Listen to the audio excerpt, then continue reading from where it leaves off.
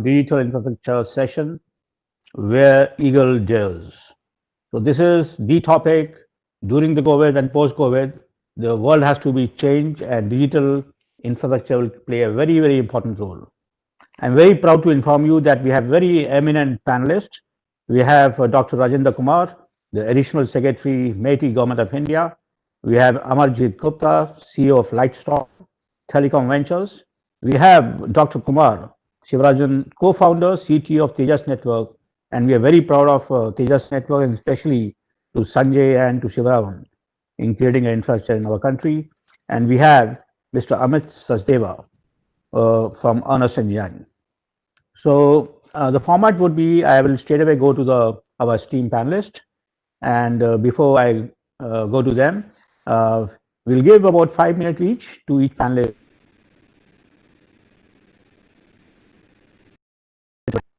So on the first panelist, we'd like to invite Dr. And before I invite, I'd like to give a small bio of Dr. Kumar. Dr. Kumar is an international economic development professional, public policy, ICT for development, and e-governance specialist with over 27 years of experience in the Indian Administrative Service in senior position in public policy, administration at both state and at central level. Areas of interest includes economic development, policy and planning information, and communication on technologies and deployment, e-governance, climate change, and development and urban and regional planning and development. Over to you, Dr. Rajendra Kumar, for your views on the subject.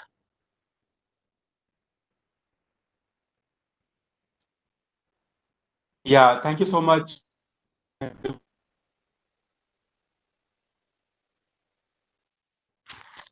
Audio.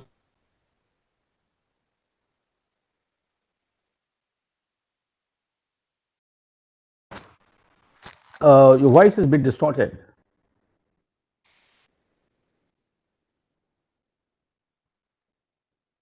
You're not audible, Dr. Kumar.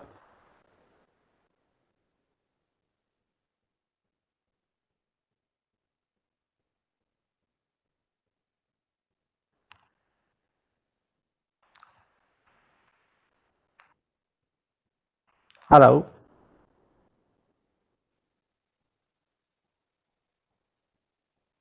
Hello.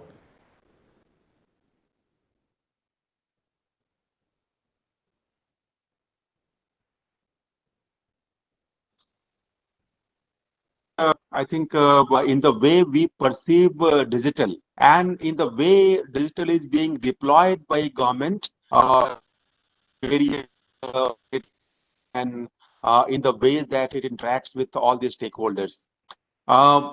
Before the pandemic struck, we were hardly using the video conferencing as a tool to interact, but that has become the new normal. In fact, all our meetings currently are on VC mode. We are also fully on e-file or e-office. So that's another major change that we have seen across the entire government, both at the national level and at the state level.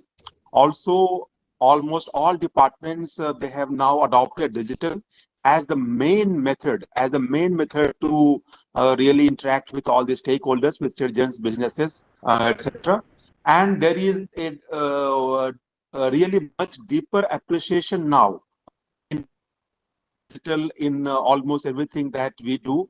And the government now understands the importance of digital in a much more deeper way compared to what we were able to see in the pre-pandemic times. So in about 6 to 8 months of the pandemic, there has been a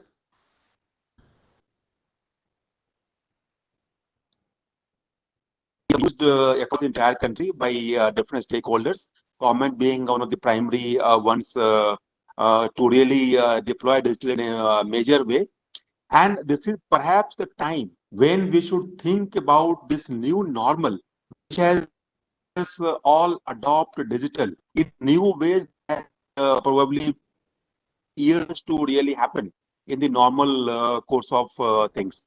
So let me just mention a few points as to where we would really like this vision to really go towards. So as you may be aware, last year METI unveiled a vision of $1 trillion digital economy in the next 5 years. And we believe that that vision of $1 trillion economy from the digital sector, that can happen only when we we deploy digital in new ways in all sectors of the economy and all domains of governance. And that's where our efforts are currently aimed towards. We are working on really improving digital infrastructure across the entire country. We are working on the new domains, new emerging technologies. For example, IoT and 5G is a major area of effort for us. We also would like to use the other emerging technologies, for example, artificial intelligence, deep learning, machine learning, etc., in the best ways possible.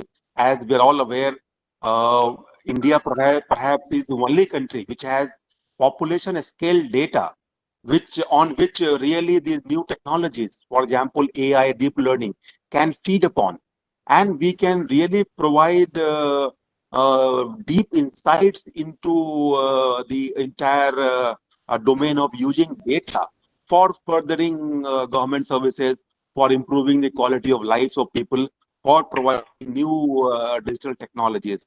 So we have a huge advantage in this area where we can really use it to our advantage to really further the goals of deploying digital in much deeper ways compared to what we have seen till now. Across the entire country, we are seeing efforts now being made towards improving IT infrastructure. We are working to really improve our innovation ecosystem.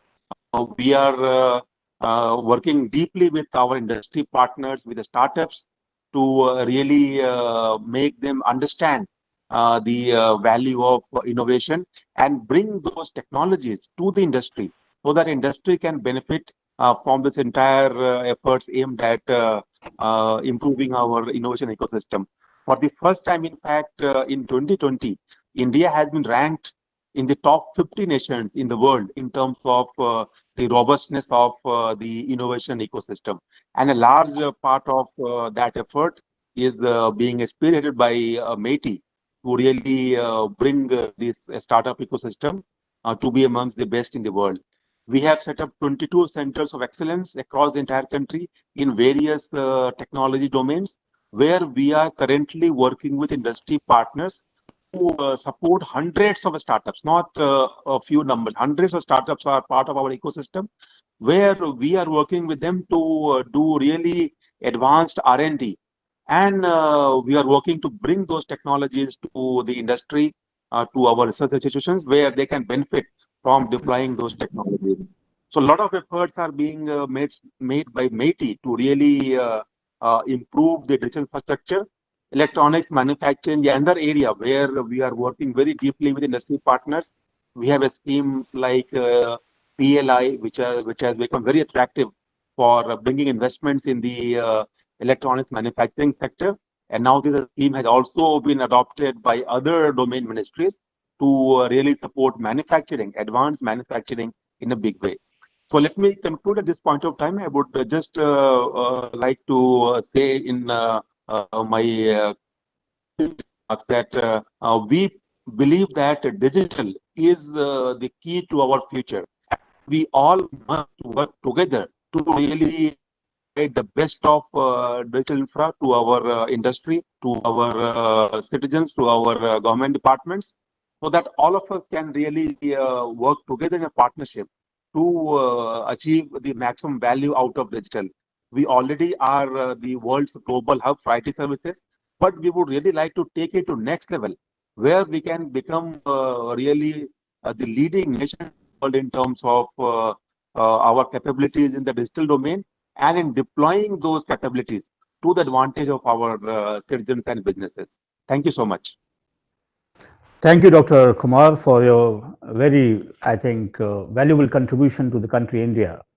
And we are very proud of the Honorable Minister, Secretary, and yourself and the entire team in building strength and capacity in the on the top on the radar. Thank you very much. We'll come back to the questions later. I now like to move on to the next speaker, Mr. Amarjeet Gupta, He's the CEO of Lightstorm Telecom Venture. Welcome, Mr. Gupta. I'd like to give a brief of Mr. Gupta. He's a CEO. His focus has been on changing the game at the exciting confluence of fiber-based connectivity, cloud services, and digital consumption. In his 25 years of his career, he had worked on developing emerging markets businesses and managing large PLC for US-based global MNCs, tech giants like Juniper Networks, Alcatel, Lucent, Nokia, Microsoft. In his various capacities like managing director, business division head, he is driven by his passion for technology and its life-changing impact in emerging market. Over to you, Mr. Gupta. Thank you, Nirankar. Thank you very much. Firstly, I think it's a privilege to be participating in this session, which is so opportune. And to start with, Mr. Rajendra Kumar's kind of recollection of the India vision for digital infrastructure from the government of India is really encouraging to all of us. I say that because I represent a US-based infrastructure fund with very deep interest in building digital infrastructure across emerging countries, including India.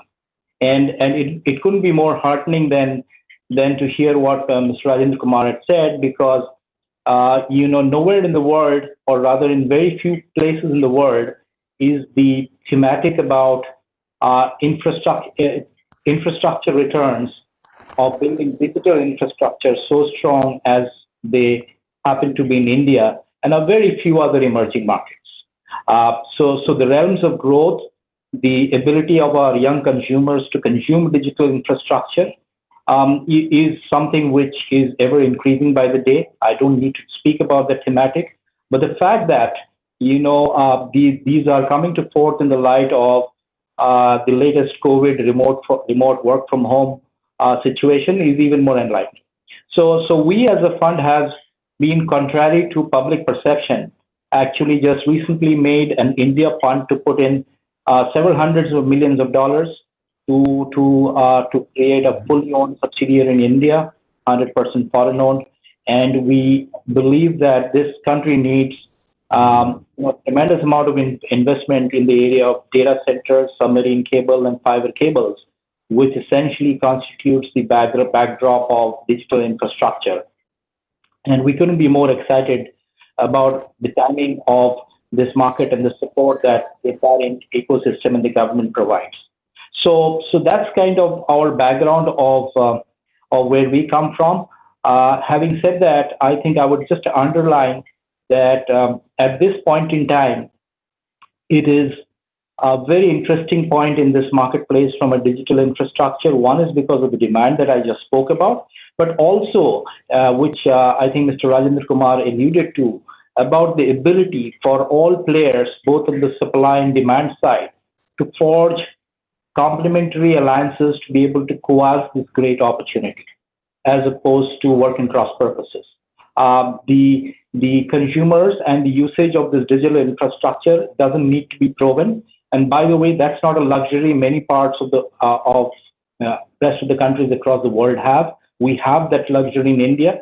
I think to co-opt the opportunity together to form mutually beneficial partnerships to be able to get that to market is really the challenge we have. And I'm pretty sure with the leadership of several people on the table, as well as industry forums like FICCI, we will sooner or later kind of be able to monetize this opportunity. So with that, I will kind of park my initial opening comments. I'm very interested to learn and educate and participate in the discussions going forward. Thank you, Mr. Gupta. I think your experience in the subject is very valuable, and the country India needs you the most today. Is an emerging opportunity for the organization and all, in fact, stakeholder, and we'll seek your guidance to take it forward as one country, India one, to see how we can partner to enable India on the top of the radar. My next speaker panelist is my very dear company, Tejas Network. Why is dear? The Sanjay, who's the founder of the company, and I did engineering together in Birla Institute of Technology. And Sanjay had so much proud of Mr. Shivarajan, who was a CTO, who is a CTO and co-founder of Tejas Network. I'd like to invite N. Shivarajan. He has a deep experience. Before I invite, I'd like to give Dr. Kumar is a co-founder and chief technology officer of Tejas Network and is responsible for setting the technology and product direction of the company. He has nearly 3 decades of experience in the field of telecommunication. Mr. Kumar was the first chairperson of the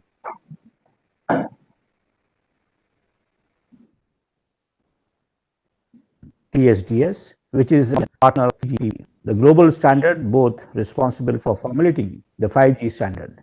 Prior to joining to Tejas, he was an associate professor at the Indian Institute of Science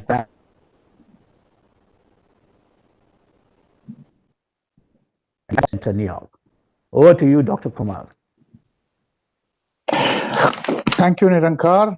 It's a pleasure to be here on this Wiki panel. Can someone confirm that I'm clearly audible? Yes, you are. You are absolutely right. Okay, great. Okay. So we started in the year 2000, and the IT industry had their Y2K moment. That's when the IT industry took off. Till then, it was a very small industry. We had to wait 20 years. We're building telecom products. And I think 2020 will be the Y2K moment for the telecom industry.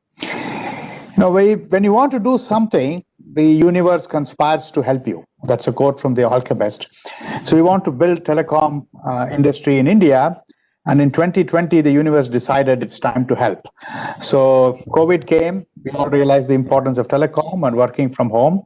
There was an attack on Hall-1, which made us realize we have to be self-reliant. So Atmanirbhar Bharat was born. So I really believe this is the opportunity that the telecom industry in India has to grab and build a global industry like the Y2K industry like the IT industry has done, taking advantage of Y2K. So that I believe that this is the inflection point for the telecom industry in India.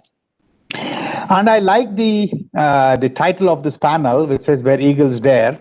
So I think we really need to aim so high that eagles dare not aim that high. So I think building the equivalent of 10 trillion rupee companies, 150 billion dollar companies in the telecom space, rivaling the big companies that are there today, is not really too high to aim. And that's what I'd like everyone in India in the tech space to do. And I look forward to discussing, concrete things as we go forward in the panel. Thank you. Thank you, Dr. Kumar. I think your rich experience both in academia and in industry will going to benefit the session, the Tejas network, and the entire country, India. Moving on to our next panelist, we have a very specialist person, Mr. Amit Sachdeva. He is from Ernst Young. I'd like to give a brief profile of Amit before I invite him. Amit is a EY Global Telecommunication Consulting leader and the partner. Amit focuses on strategy, operations, and technology. In his role, Amit has successfully advised and delivered global transformation programs for telecom clients in the US, Middle East, Australia, and New Zealand, and Southeast Asia. These programs have demonstrated improvement in EBITDA growth and market capitalization. Prior to joining to Ernst Young, Amit held global position within large consulting and technology firms. He has also been a co-founder and investor in technology startups and has over 19 years consulting experiences. So over to you, Amit, for your interest. Thanks, Mr. Saxena. I hope I'm audible. Yeah, you are. Yes, you are. Thank you. So, as my eminent co-panelist really talked about the topic, that this is a very timely topic, both from where the nation is, as well as given the overall situation. And when we talk about the digital infrastructure, I think Dr. Kumar talked about the vision for India as an economy in next 5 years. as part of that vision, the biggest contribution, if you really see what is being envisioned, is going to be from the digital economy. And that vision cannot be fulfilled without the digital infrastructure. So again, when we talk from a digital economy or a digital infrastructure perspective, I think as a nation, we've got few advantages. We've got the domestic consumption. We have got the right kind of engineering talent. I think that's well proven through our software engineering capabilities. And India today constitutes probably the largest share when it comes to the software IT services industry. Uh, Now, the third important thing, which is in terms of the consumption of uh, digital ecosystem, I think in the last 10 years, that's also been proven in India that the consumption is pretty much across the cities in the country, whether it's tier one, tier two, tier three, tier four, or tier five cities. What is critical for the next wave of growth is a digital infrastructure. I think uh, this is probably an opportune time because over years we have primarily focused on the mobile wireless infrastructure. I think probably we have the cheapest wireless infrastructure, but for the next wave of growth, the digital infrastructure really has to move at a very fast pace. And when I say the word digital infrastructure, it is pretty, uh, I think a lot of times we construe it as a wireless infrastructure, but there are a lot of factors for it. Like Amajit Gupta spoke about, we can look at it from a fixed broadband perspective, we can look at it from a FTTX perspective, we can look at it from a satellite communication perspective, and there are and the things like Wi-Fi or other infrastructure capabilities which are required to be built. Now again, with the PLI schemes, uh, I'm hoping that a lot of manufacturing will start in India, which will reduce the cost of uh, uh, kind of developing this infrastructure within the country, and we can actually grow this infrastructure at a much faster pace. I think our growth of digital economy from where we are is highly dependent on the pace of we rolling out the digital infrastructure. So the companies of Mr. Kumar, Mr. Amajit, I personally see playing a very important role when it comes to the rollout of an accelerated infrastructure. Uh, with that, I'll hand over back to you, Mr. Saxena, in terms of the questions which you may have. Thank you very much. Thank you very much. And thank you, panelists, for your sharing your experience and your view. So, with the session brief, with the government aim to provide telecom and high quality broadband services as popularizing along with an end-to-end online delivery of services to ensure socio-economic empowerment of every citizen of our country. There is a seemingly huge opportunity for the private sector to contribute and partner for the greater good of a greater population, and also to keep focus that we should ensure the intellectual properties in this subject is owned to Indian and Indian companies like Tejas and others. Also, with the current pandemic, there has been increased adoption of a remote working, telemedicine, and online education. This has been undoubtedly a created demand for a robust supporting digital infrastructure. So my question to Dr. Ma would be, from a policy perspective, what do you think is one enabling and one disabling factor that shall make or break our digital ambition? Yeah, thank you so much for this, very relevant question. I hope I am visible and audible now. Yes, you are.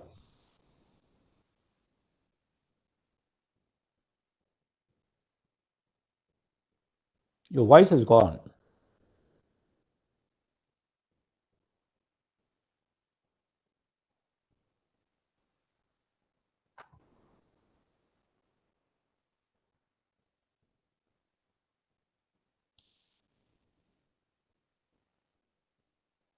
So the question to focus on the services and entities, all government departments and all the industry partners. Let me just give you a very brief, overview of what currently we are focusing on in terms of reaching out to citizens and businesses with the new level of digital services that we are attempting to bring now. Uh, we are now bringing all the departments to think of a common digital platform, a national level common digital platform, which would help in providing a seamless online interface to citizens and businesses to avail services from various domains. The first example of this national level public digital platform is in the health sector, where the Honorable Prime Minister launched the National Health Mission, the NDHM, on the 15th of August. This is the first major attempt that we are undertaking in a domain, in this case health, where the goal is to provide every citizen with a digital interface, a digital platform, where he or she can access the healthcare services from both the private providers and the government healthcare system. And already this has been launched in all the UTs in the country, and in the coming months, it will be launched in other states, and everyone will be on board. So this is the one major attempt at unifying the interface for digital services in various domains. We are now working with Education Ministry, with Agriculture, with Women and Child Development, with Transport and Logistics, and several other domains where the attempt is similar in terms of its vision and scope, which is to bring all the diverse applications in that domain onto a common public national platform, where all the states also will be part of that common framework, and where the citizens or businesses would be able to obtain those services seamlessly instead of current scenario of seeking multiple access channels or getting those services through multiple access points. So that is one very large effort that is now currently being undertaken. And in this endeavor, our goal is to create the necessary infrastructure, digital infrastructure across the entire country, including our villages and including even the remotest hamlets. You might have heard about the 6 lakh Wi-Fi village initiative, which the government has now launched. So now the goal is to take the Wi-Fi, high-speed Wi-Fi infra and fiber connectivity from 2.5 lakh panchayats, which was the target earlier, to now 6 lakh villages. So the target is to cover the entire country, including all the villages, with a high quality digital infrastructure. And this, we believe, will really bring a revolution in terms of creating demand, in terms of creating inclusive services, and bringing all citizens on board. Nobody will be left out. That's the target that we have set for ourselves. And it has been articulated by the Honorable Prime Minister on multiple occasions, by our own Minister in Meiti on various occasions. And the entire department and all the state governments are really geared towards achieving this vision. As you may be aware, already in 1.5 lakh villages, we already have the digital infrastructure where we are providing services through our common service centers. This is going to be expanded to cover this all the 6 lakh villages. So that's a massive jump in digital infra that we foresee that is going to come in India in the next 5 years, and we would see the impact all around in terms of demand generation and in terms of the next generation of digital service that we can offer with our partners from industry and with the help of all the state governments. So this is in brief what we are attempting, and this will be really transformational. And perhaps this is the only way to achieve the goal of 1 trillion digital economy in the next 5 years. Thank you. Absolutely correct, Dr. Kumar. I think we are very proud of your work and your ministry work, and this is going to be a backbone for the country. Thank you very much for the effort, and I wish that you should collaborate with the private sector to ensure that the Indian companies should be benefited from this ambition. Your global experience, Time has come now to, I think, if Bangalore can give 70-75% of telecom IPs as a service provider to the large multinational companies, and especially when you talk about digital infrastructure and companies like Tejas, Wipro, TCS, Reliance Jio, Tech Mahindra, they're all Indian companies. Don't you think that the time has come to make a collaboration of Indian companies so that these companies can make their own intellectual property rights for 4G, 5G, make in India, and then market it abroad? So, what is your view on this international, your perspective? Yeah. So thank you, Niranka, for this question. So interestingly, like we discussed, I think we seem to be at the cusp of a completely new age of requirements of digital consumption in India. And it's almost intuitive to think that that's perhaps the best opportunity to be able to pulse Telecom 2.0 around an India-specific IPR development. And it's a great idea. It's an idea whose time has come. So I couldn't agree with you more on that as a theory. However, when we do that, I think the care we have to take is not to replicate something which has already been done in the rest of the world. And number one, and number two, to cater to the specific needs of the market that we stand for. And let me speak to those needs. I think one of the things we have done exceedingly well is to provide access of telecom services in India. And I think the government has done some laudable work, including what Dr. Kumar talked about in connecting the unconnected villages. But I think the next wave of growth of digital infrastructure and value in India will be on the basis of two things.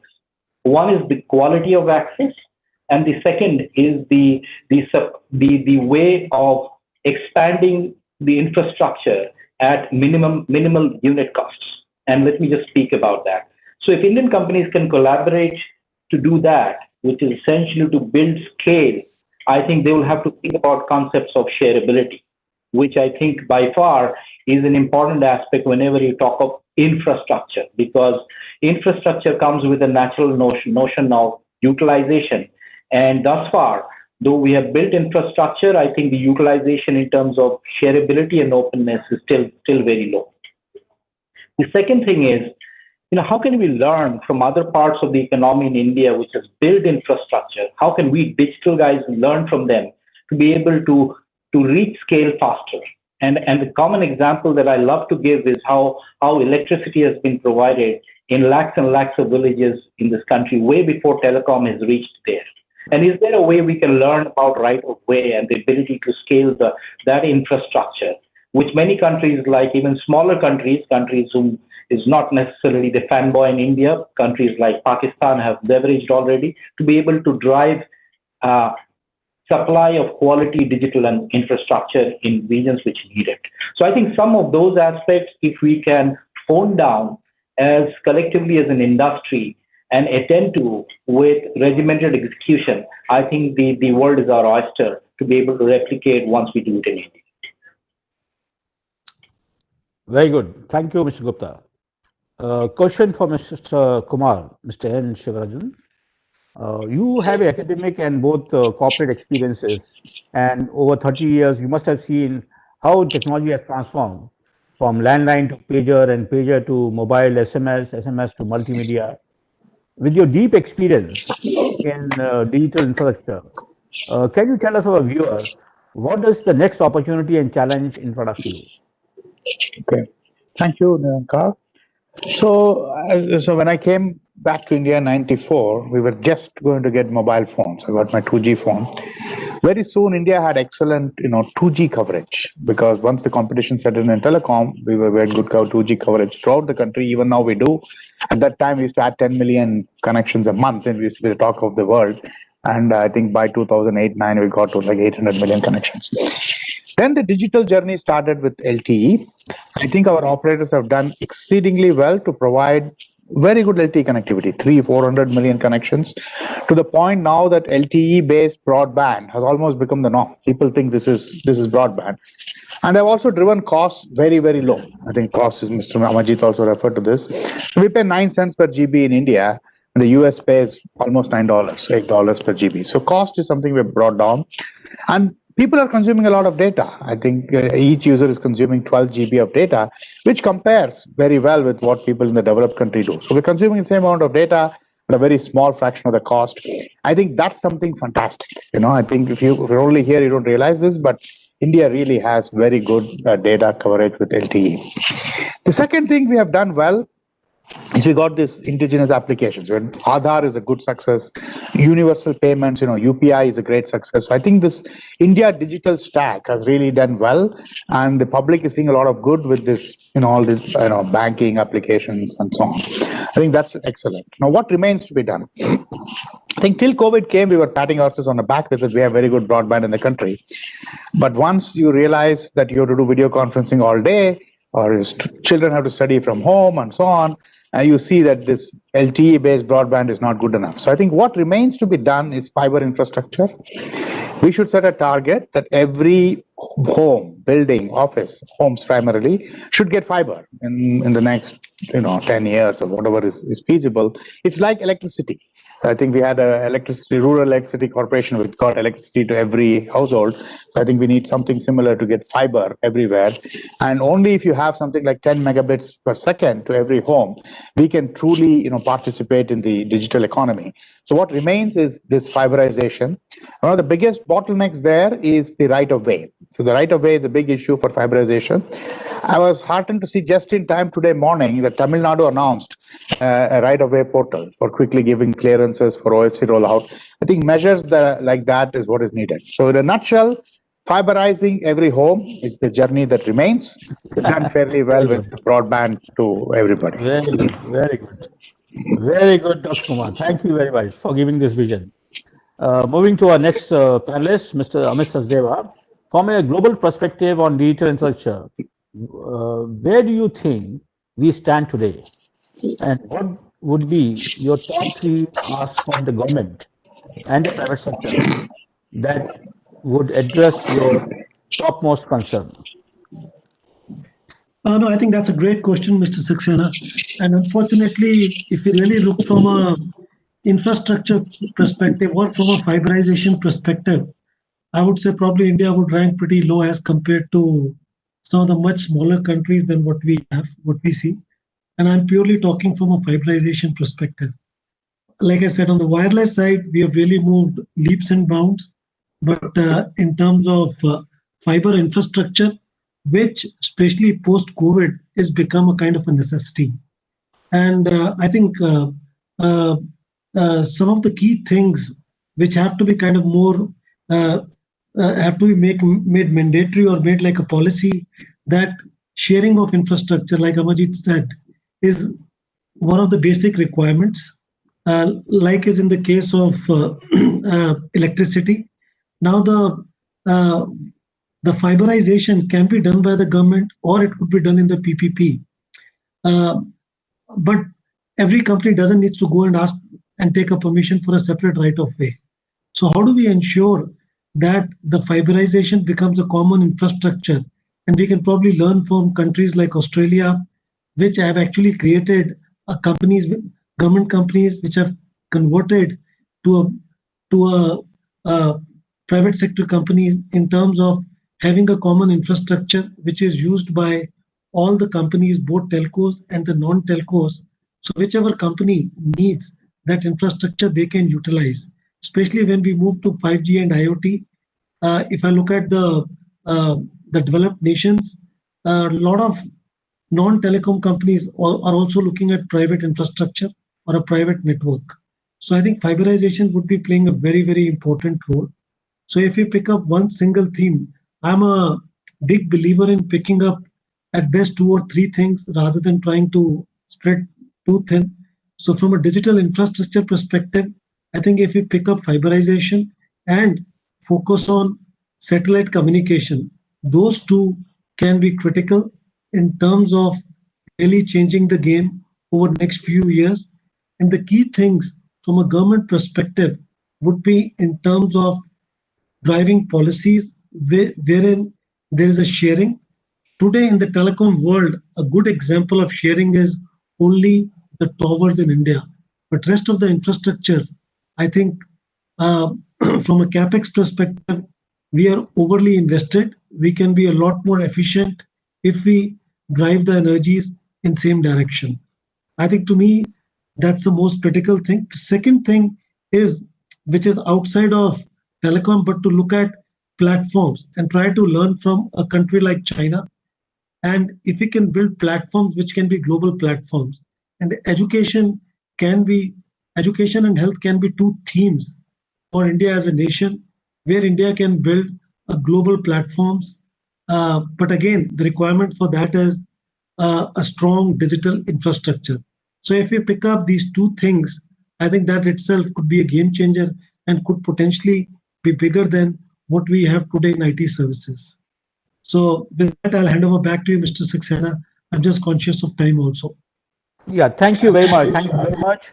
And I'd like to, because of the time, we have to just close the session. I'd like to thank each panelist, Dr. Rajendra Kumar, Additional Secretary, MeitY Government of India, Mr. Amarjit Gupta, the CEO of Lightstorm, Dr. Kumar, co-founder, CTO of Tejas Network, and Amit Sachdeva from ENY.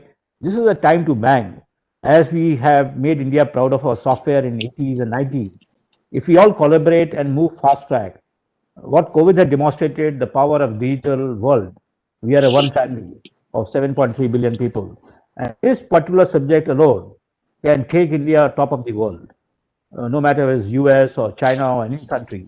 Our intellect, our innovation, our startup ecosystem is so strong, and government is supporting. Honorable Prime Minister is opening all the doors. Zoor, founder and CEO of Cybint Israel, is joining, and he has a fantastic company teaching people on how to deal with cybersecurity, and we'll hear more from him.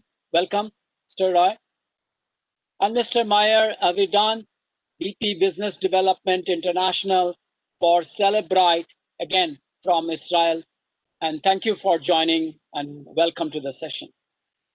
With that note, I think the first round, very quickly, if we can go around and understand a bit, what are the challenges that you see? I mean, we will come to the solutions, and you all have platforms and other ways that are dealing.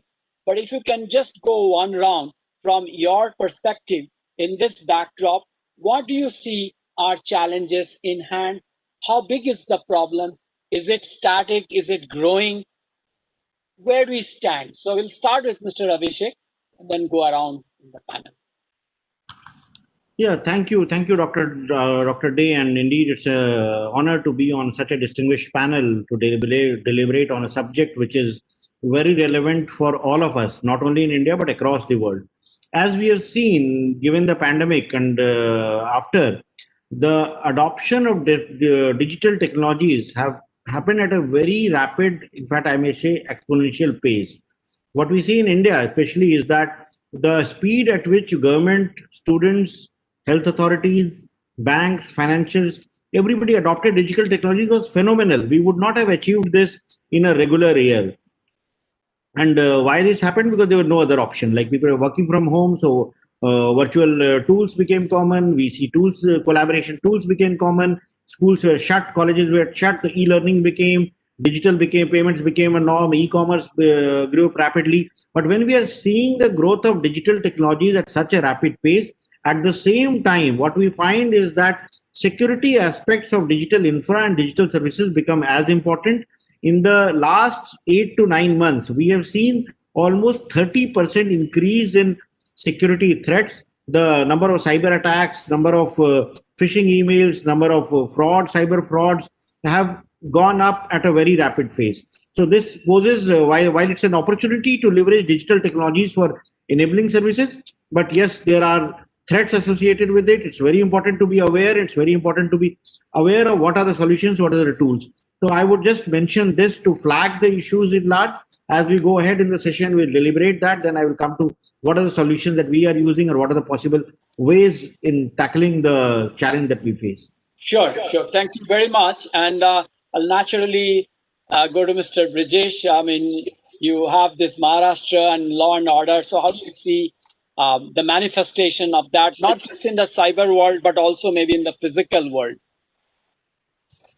So, especially from a corporate viewpoint, what has happened is that earlier you used to have bring your own device. Now we have brought the office home. So with the pandemic and lockdowns, with restrictions on movement, you are using your devices and doing your business in a very insecure environment where there's no, threat hunting, no threat detection, no perimeter security, nothing. So here we are exposing very, important information to cyber attacks. So this is an environment where cyber controls are very lax, and you see business disruptions are common. You look at all the institutes where COVID vaccines are being made. So there have been attempts by nation states there to right from stealing the intellectual property and research to probably stall what is going on there. Ransomware attacks have really increased, and ransomware now is also stealing information and leveraging that information to blackmail. Apart from that, business email compromise, utilizing the pandemic COVID theme is still very, very common. Mega data breaches. Look at the size and complexity of data breaches, which are used for further either credential stuffing attacks or for lateral movements. Apart from that, this is creating a situation where your whole digital supply chain may be disrupted. You may face some type of class action, even regulatory exposure at various places at home or abroad. Then finally, I think nation-state attacks are increasing, and they are utilizing this COVID theme. So while the world digitizes rapidly, as Abhishek said, and while we are perforce constrained to use digital technologies, today the complexity, size, number of attacks is increasing, and we need to be prepared for that. Great, thank you. So I think we got a little quick glimpse of what are the issues in India. So I would like to get again Mr. Roy and Mayer's view on what you see in Israel or even other places as you deal with your company solutions. What kind of threats and attacks do you see? So maybe I'll start and then Mayor can continue. I mean, from my perspective, and I think my colleagues as mentioned here, the current pandemic situation has accelerated a lot of processes that started before. Either remote working, using endpoint devices that are not necessarily part or part of the network of the company, can be kind of like personal devices. The fact that you provide more permissions to people to connect from distant, et cetera, et cetera. So these are all events that started before, but it's been accelerated, as my colleagues mentioned. In 1 year, we saw a significant growth in these trends. And it goes to the fact, and also this is kind of like from my company's perspective, of what we call human-based attacks or human-based vulnerabilities. It can be phishing, it can be other types of social engineering, and can be different ways in which hackers, attackers, they can be cyber criminals or government-led organizations, what we call cyber warfare, are all taking advantage of the fact that the weakest link in our cybersecurity effort is usually the human factor that's involved in more than 90% of all security incidents. And that has been a problem before the pandemic, but now when more and more areas are going digital and more people are working from home, etc., the situation is that this problem becomes even a bigger and more severe problem that the technology not always can solve it. So we'll discuss about it later, but to solve it, we need to think about how to solve it from a technology perspective, from a people perspective, and from a process perspective. These all need to work together to kind of like address the situation. Thank you. Thank you very much. Mr. Meyer? Yeah, thank you very much. First of all, I'm very excited to be in this panel. And I want to share with you a few things also from my current position, my previous one. By the way, I was the director of Israel National Cyber Preparedness, and I was also 2 years the attaché in India, in Delhi. So I'm very much pleased to be back at home. As for our topic and about the rise of the cyber activities and the cybercrime activities, I think that we should be very much aware to the fact that criminals are all the time trying to get one step ahead. And of course, one side, we see the law enforcement research is coming from there, and we know how much the different law enforcement organizations are trying to be in the first line of technology. but it's part of the entire, let's say, protection suit that we should have as a country. Part of that, it should be having both implementing security awareness and security capabilities within the organization, both in the critical infrastructure, the public sector, as well as with the private sector. And all of that requires both the government involvement as well as the private sector or the personnel having the awareness of what to do, what to implement, and what to be aware of, especially today with all this IoT around us. Thank you. Thank you very much. I think what we understood that, one is this digital whole engagement that has gone to a different level, and because of which it is natural that this problem associated with it has also aggravated.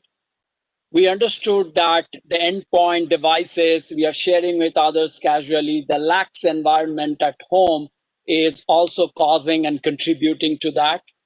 There is ransom and digital identity. I mean, many solutions are based on that, and even identity stealing could be an issue. There is mega breach, and the whole digital supply chain could be broken just because you have been able to enter into things. And nation state cyber attacks, warfares, that's also coming into play. And as you said, we have to be right all the time, but the attackers are kind of one time they get an entry, that's it.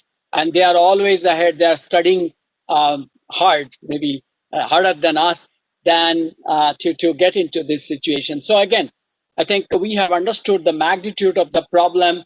And now I would like to go around and understand from each of your company perspective or associations what you lead. How are you solving? So Mr. Abhishek, if I see your other, this has been there, fantastic. And a lot of our whole base is there. Aragya Setu has come recently, whole MyGov platform. So how do you see that the way we are taking the initiatives, the way we are storing, is it safe, secure? What kind of communications can we put to people? If you can share your, initiatives in this regard. Yeah, thank you. In fact, thank you. And it's indeed heartening to listen to viewpoints from Bombay to Israel to world over, wherein all of us are facing similar challenges, and the way to handle them, there's a lot of similarity in that also. So when we look at the projects that in India we are implementing, whether it's the Aadhaar project or whether it's the Arogya Setu or any e-service that we are delivering, the security, having a secure system becomes a top priority. Like we have, wherever we design something, we have to design it with all the standard security norms and standards that are applicable world over, and do not compromise in any way with regard to provisioning of the security infrastructure or any firewall or any layers that you might have to build in. Second very important thing is to understand that in the today's age, privacy is also very important. Like, how do we ensure that data of people are secured and kept private and is used only for the service for which any information is being taken? And in no way, especially when the government is offering a service wherein the motive is not to make profits, government data should not be exposed to anyone who is trying to monetize it for advertisements or for any other revenue stream. While doing so, when we work with various partners, we have to ensure that the data security protocols that are there in our letter should also be followed in practice, and we should have audit mechanisms to ensure that what we are promising to users is actually what's happening.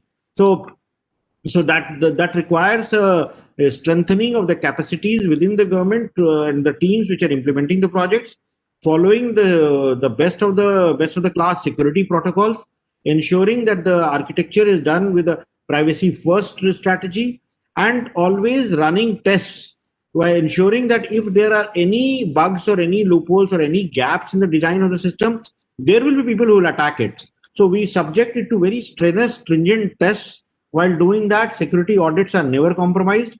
and ensure that data security and the application security is done of the highest order. The same has been done in Aadhaar, and I would say that even though there have been a lot of noise with regard to why the government is taking biometrics and why such a database is being created, but in the last 10 years that Aadhaar has existed, there has been no breach of any data from the Aadhaar databases of any kind. Arogya Setu also, which was a contact tracing app which required users to share certain data just in order to ensure that everybody else remains safe in case you are tested positive. So that application was also designed with a privacy first approach and with regard to ensuring the security standards are followed. And in the last 9 months, we have more than 164 million users of Aadhaar. No such breach has happened with regard to data or with regard to any kind of security. When we look at the financial transactions, the UPI transactions are 100% secure, and any financial cyber crime that has been reported to is primarily because of lack of awareness of people and the scamsters who try to fool people in sharing their OTPs and all. And that requires while the systems are secure, but that also requires making people aware of what are the best things to do, what are the do's and what are the don'ts, and how not to be trapped by any such things.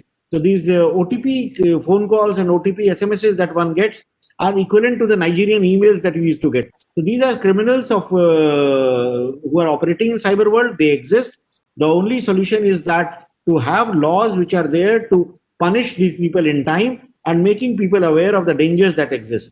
So these are the things that we practice. One, at the systemic level, ensuring that our systems are secure, applications are secure, and the awareness campaign. When we do awareness and communications of a IT service, we also make people aware about what to do and what not to do. And that's a very important part of our digital payments. We are hitting almost this last month, we had more than 2 billion UPI transactions. So when so many people are using your systems, the systems will better be secure. So these are the few measures that we follow in order to ensure that we are able to deliver secure and safe services to people.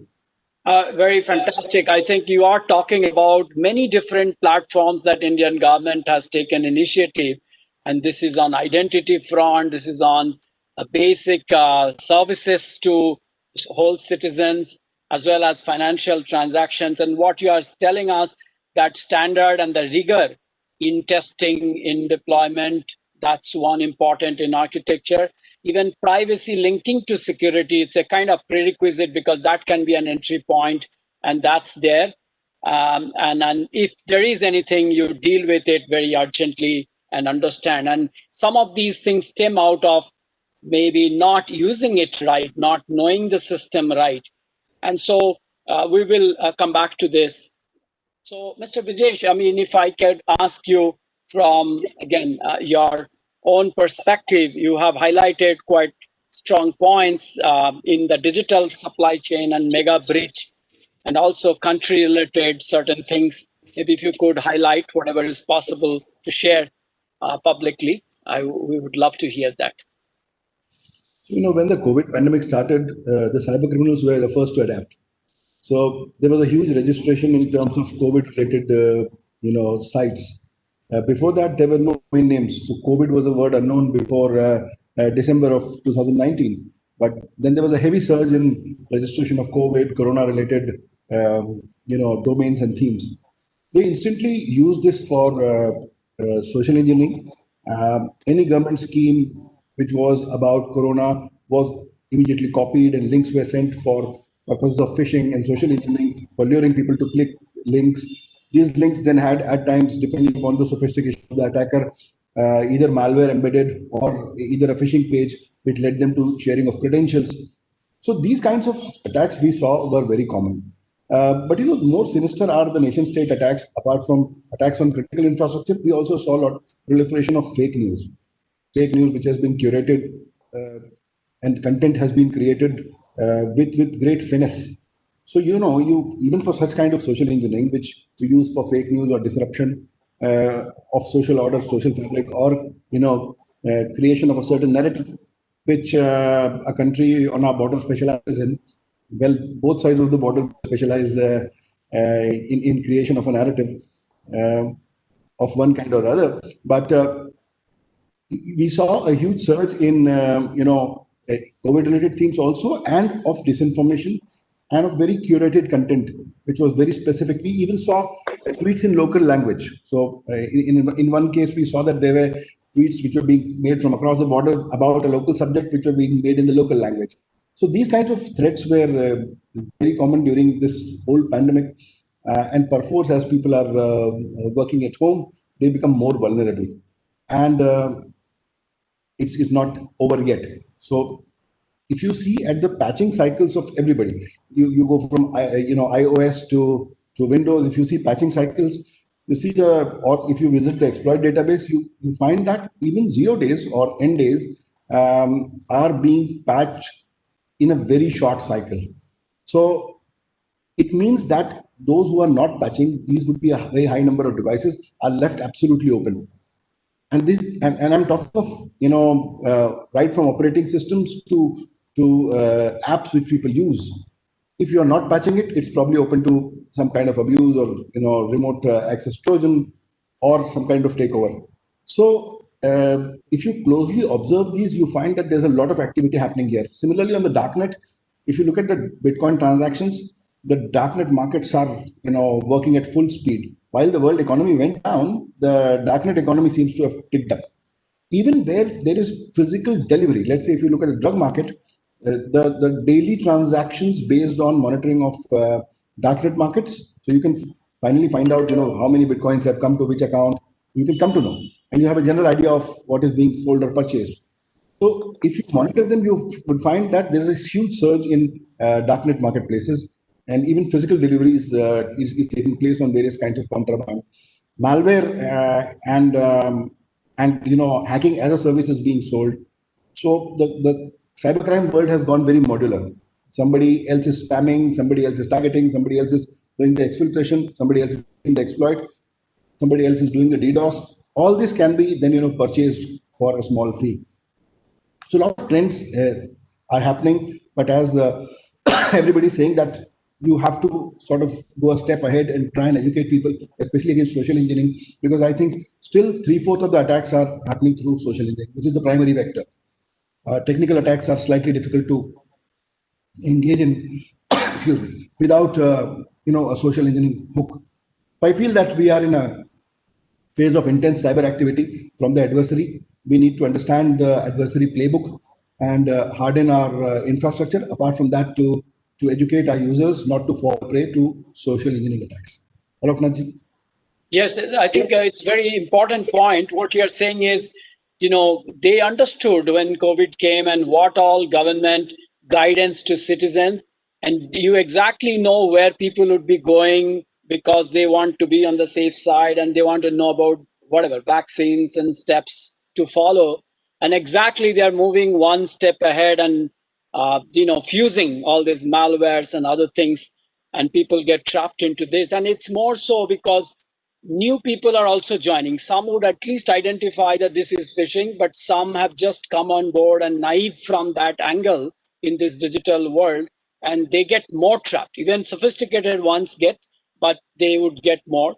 But you also said this confusion. I mean, it's not just a cyber attack, that a confusing state creations in people's mind, what's truth and what's not truth. And this fake is not a direct attack, but it has a very serious impact in people's mind, and they go haywire. It's like helter skelter, people are going when you get that, and it's hard to bring people back. And the other thing that you said is darknet and becoming modular, and it's looking like an unorganized sector has become like an organized sector to me. So that's quite dangerous when that happens. So I'll come to Meyer, and maybe you would like to hear, you have been working on this digital intelligence platform and things like that. Do you see solutions? Do you think, if not 100%, but what can we address? I mean, we can't be hopeless here, right? With all these experts in the world, how do you deal with it? What kind of platforms can we build? Do you have an unified solutions, or we need to also have multiple different solutions? Please. Thank you very much for that. First of all, I absolutely agree with you. I think that nowadays we have a lot of vendors and different kind of solution. Technology is changing from day to day.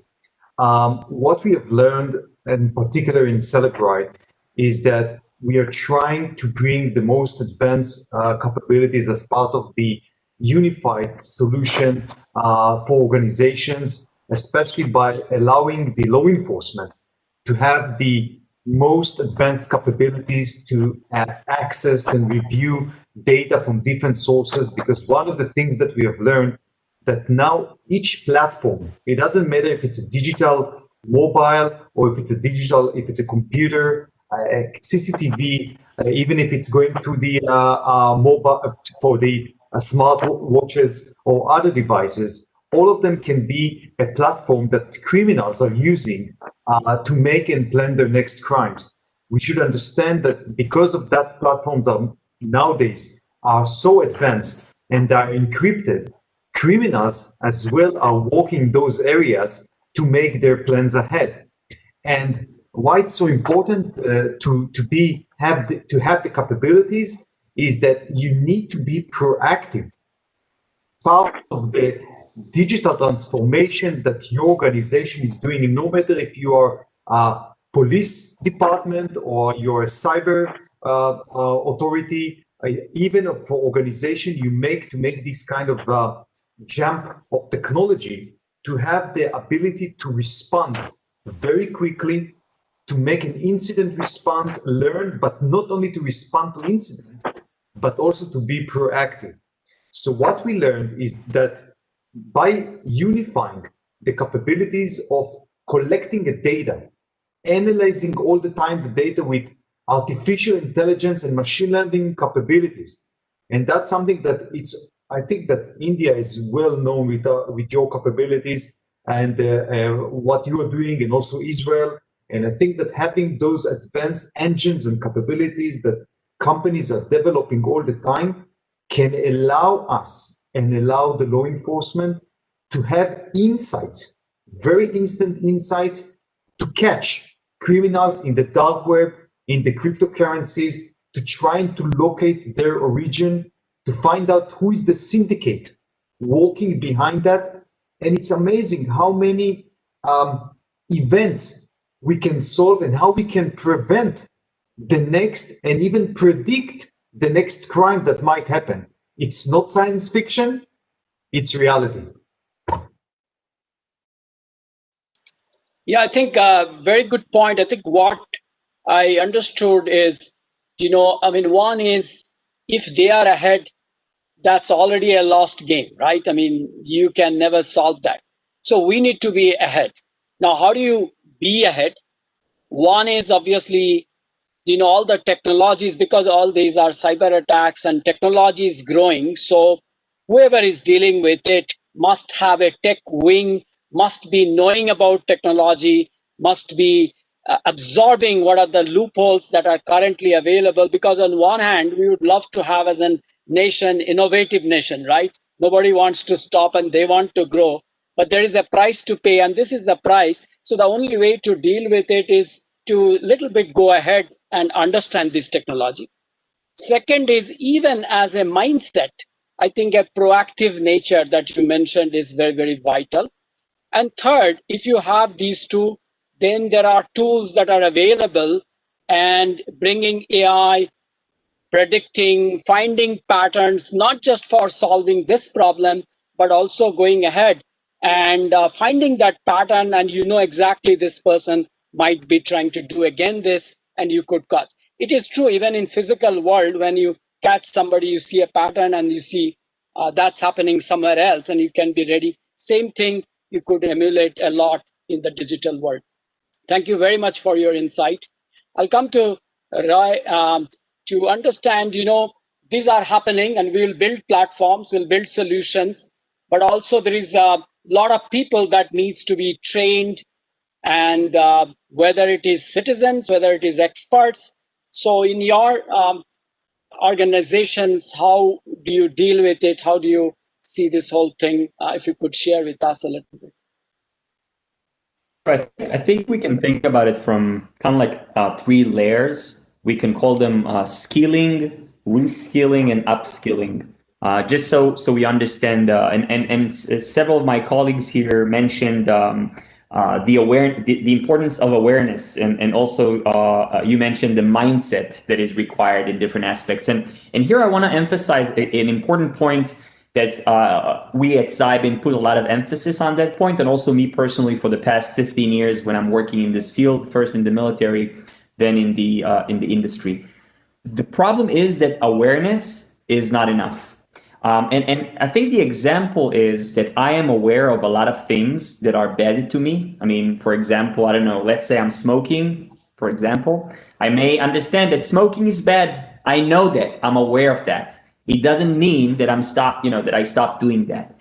And I think we need to start thinking about changing awareness to behavior changing. Actually, because our users are now aware. 10 years ago, they were not aware of the problem. It was new. They didn't know about it, but they are aware now, and they still make mistakes. Now, the problem is that, as you said, the hackers only need us to make one mistake, right? We need to be always alert. Now, not just our system, also our people.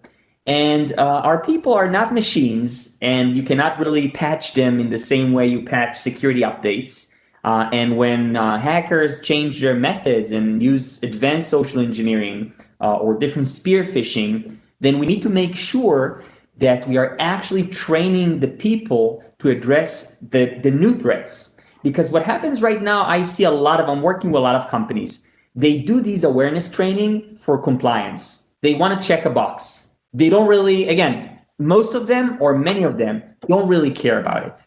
They just want to say, we did it. We do this 1 hour a year, check a box, say, that's it, we did it. And it's not effective. I mean, maybe it's good for the regulator, but it's not effective. And I think the first step is understanding that we need a method to keep our people engaged, to keep our people interested in whatever is going on. They need to be part of the solution. They need to feel that are part of it. So behavior changing training is something that, for example, we also ask people to identify and try to identify where are the human weaknesses in the organization. Kind of like let them participate, not only to listen to another boring lecture, about, I don't know, this attack or that attack. They don't care about it, most of them. They don't care about it. They're not engaged. So we need to keep them engaged. So that's in the skilling level. In addition, we need to put more efforts on reskilling. So taking people that are not in security today, but in the periphery of security. Let's say IT, let's say compliance, risk, fraud, financial crimes, and finding these groups, people that are willing to grow into cybersecurity and bring more people with different perspectives to cybersecurity. Because cybersecurity is not just a technical or technological challenge. We need people that are coming from different mindsets, law enforcers, people that are from investigations, people from compliance. We need to get them engaged. So that's the reskilling part, like actually taking people from one area and convert them, help them work into cybersecurity. And the upskilling part, which is the last part of addressing and helping the people that are already working in the security space to keep working their security muscles. Actually being trained all the time, not once a year. They go for like a day or two doing this thing. They need something that is ongoing. It's better to do 1 hour a month than 20 hours once a year. It's just less effective doing that like that. And that's the approach I'm coming from, like creating an environment of ongoing education, of ongoing training that keeps people engaged. That I think will help us solve a big portion of this human factor problem. So basically, a skilled workforce is a must in this particular direction. And you are strategizing through these three strata of skilling, reskilling, and upskilling, and bringing different sets of people to do that. Do you have any preference as you do that one set of people are more amenable to this? Like if I have to put a 5-star rating on each of these classes of people that are available, where do they stand? Where should we focus more if we have to choose one of them? Between the skilling, reskilling, and upskilling. So yes. I think that if for corporations, like big corporations, I think the masses are the bigger problems. So they should focus actually on the skilling part. A lot of times the problem is not necessarily coming from the security or IT department, but it's coming from the other people that are in interaction with people that are external to the organization. That can be in sales, that can be in marketing, that can be in customer support, that can be in everyone that has interactions with people outside of the organization. I would put more emphasis there if I'm a corporate. From a government perspective, I think that a lot of governments are now putting more emphasis on the reskilling side, because governments understand that by reskilling the workforce, we can gain two main benefits. One, we can bring more talent into the cybersecurity space. And B, we can create more career opportunities and job opportunities to take people from industries that are low demand, especially now with COVID, and moving them to industries that are high demand. So we both win more talented Both people ways. and more, yeah, exactly, and more skilled workforce. Great. So I think this round, I would love to have maybe with all of you a little bit sense of, we have citizenship awareness. That's one challenge, how people, we could make them more informed and they become a little proactive in that, or in the law enforcement, or if we are doing criminal investigation. Some are civil oriented, maybe we should stop, but it's okay, we can live with it. It's not good to live with it. But other class is more criminal investigations that as we pursue, or maybe even going beyond and defense and border security force. So I would love to go around and hear each of your perspective based on your experiences, expertise, that you are connected. One more round. So we'll start with Abhishek, but at this point, I would also like to request all the attendees, if you have questions for panelists, you can put it on the chat box and I could pick it up from there. Any suggestions, comments, questions, please put it there. We will come back after this round to pick up on those. Abhishek, please.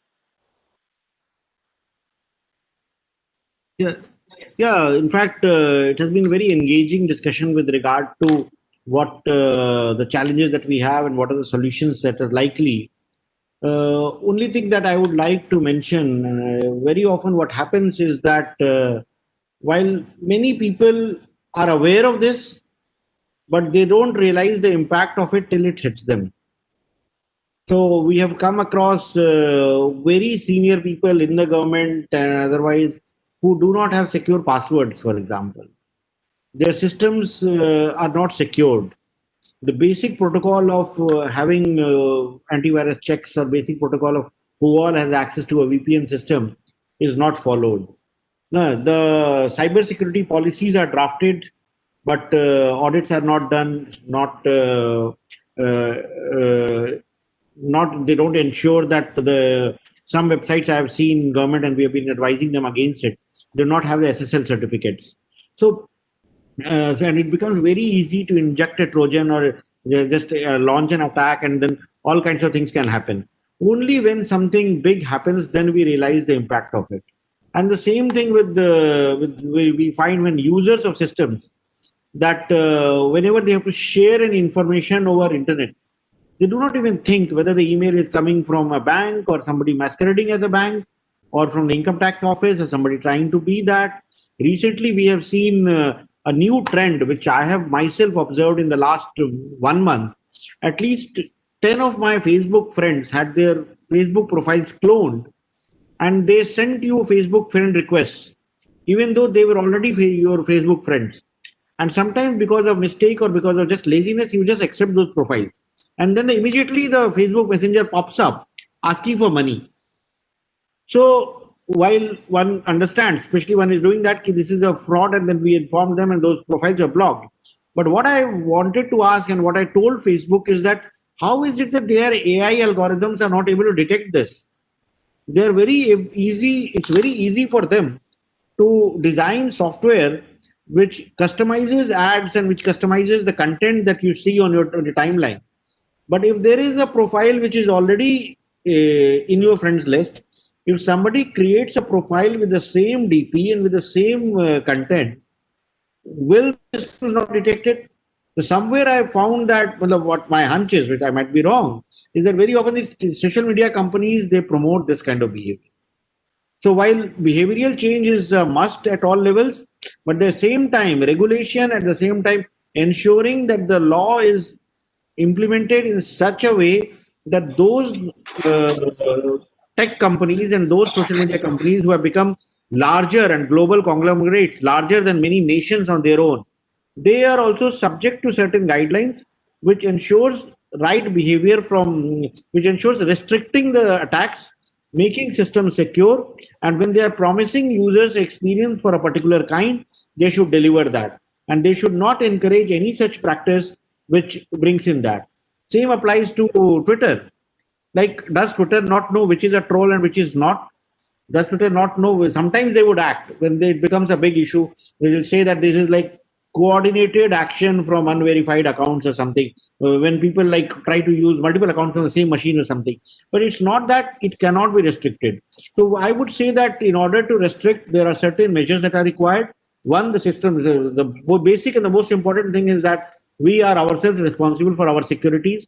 We have to ensure that we build like living in your physical house. What do while the police and the law and order authorities are there, but still you would lock your house properly when you go out somewhere or something? You will have the basic security measures there. So similarly, for whether it's a government office or whether it's a citizen, whenever we are having a digital presence of any kind, we must ensure that we keep ourselves safe and secure in every way possible. We should have the digital equivalents of the locks and the security systems that we have in the physical world. And the second thing is to be aware that, like, the other section of the people is that those who are not aware, they don't realize that when my machine is lying in my room, somebody can enter my machine if I don't keep myself secure. Making people aware that just because my machine is on and it's lying in my house and I bolted my room, still nobody will have access to my profile or account or my bank account. It happens. So making awareness becomes a big issue, especially in our country where literacy levels are not very high and people are using digital tools and digital platforms. That is very important. And third is that having the right regulation or having the right measures so that the tech companies who are offering these services, which make people vulnerable for various kinds of cyber attacks and cyber crimes, they are also made responsible for having the right protocols, right algorithms, right softwares to minimize the chances of anybody breaking into that. So that is what I would like to comment here. I think you're very, very well said in terms of the lock and the digital version of the lock that you gave examples, and three sets of people. One, that are very taking casually, they have to live up and grow up a little bit more and understand where the phishing attacks, the regulations, and the companies, the digital companies, they have to fulfill their duties, whether it is a social obligations or company regulations, doesn't matter, but they have the ability to track all the AI algorithms and other things that we've been talking. So they need to play that role for a bigger cause. So I think very well said. I'll come Just to one more Maya. point, Yes, Dr. please. Day. Just Yes, please. sorry to interject. Just one more point I would like to mention is that apart from all this, the another dimension that we are seeing, especially as we go on designing smart cities and smart transportation systems and all. See, if while for normal operations and normal things, the issues are still manageable, but when it comes to transportation systems, railway networks, smart cities, traffic systems, air traffic control, if these systems are not secured, one would feel that the next terror attack or next war may happen through these means. So, for certain strategic sectors, whether it's a nuclear plant or managing your strategic assets, the managing missiles, managing nuclear warheads. So, for these systems, when you are going digital, it's all the more important to ensure that these systems are fully secured without any compromise and maybe have multiple levels of security, because there might be elements, there might be terrorists, there might be enemical nations who may use this to launch an attack, and that would be catastrophic. That would mean a lot of loss of lives. So, and that's another dimension that we need to be fully aware of the threats that lie. Yeah. So again, I think at this point I'll go to Mr. Meyer and try to understand. India is kind of large country with a lot of big populations, and these kinds of issues are coming new, and we are kind of grappling with the situations as people go into the digital platform will be there. But Israel as a nation, and you are building many solutions in this, how do you see it's different, and do you have a role model? How do you put that, and what can we learn from you more and emulate and build quickly? If some nations have learned it, then others don't need to go through all of those problems and steps. So how will you elucidate that?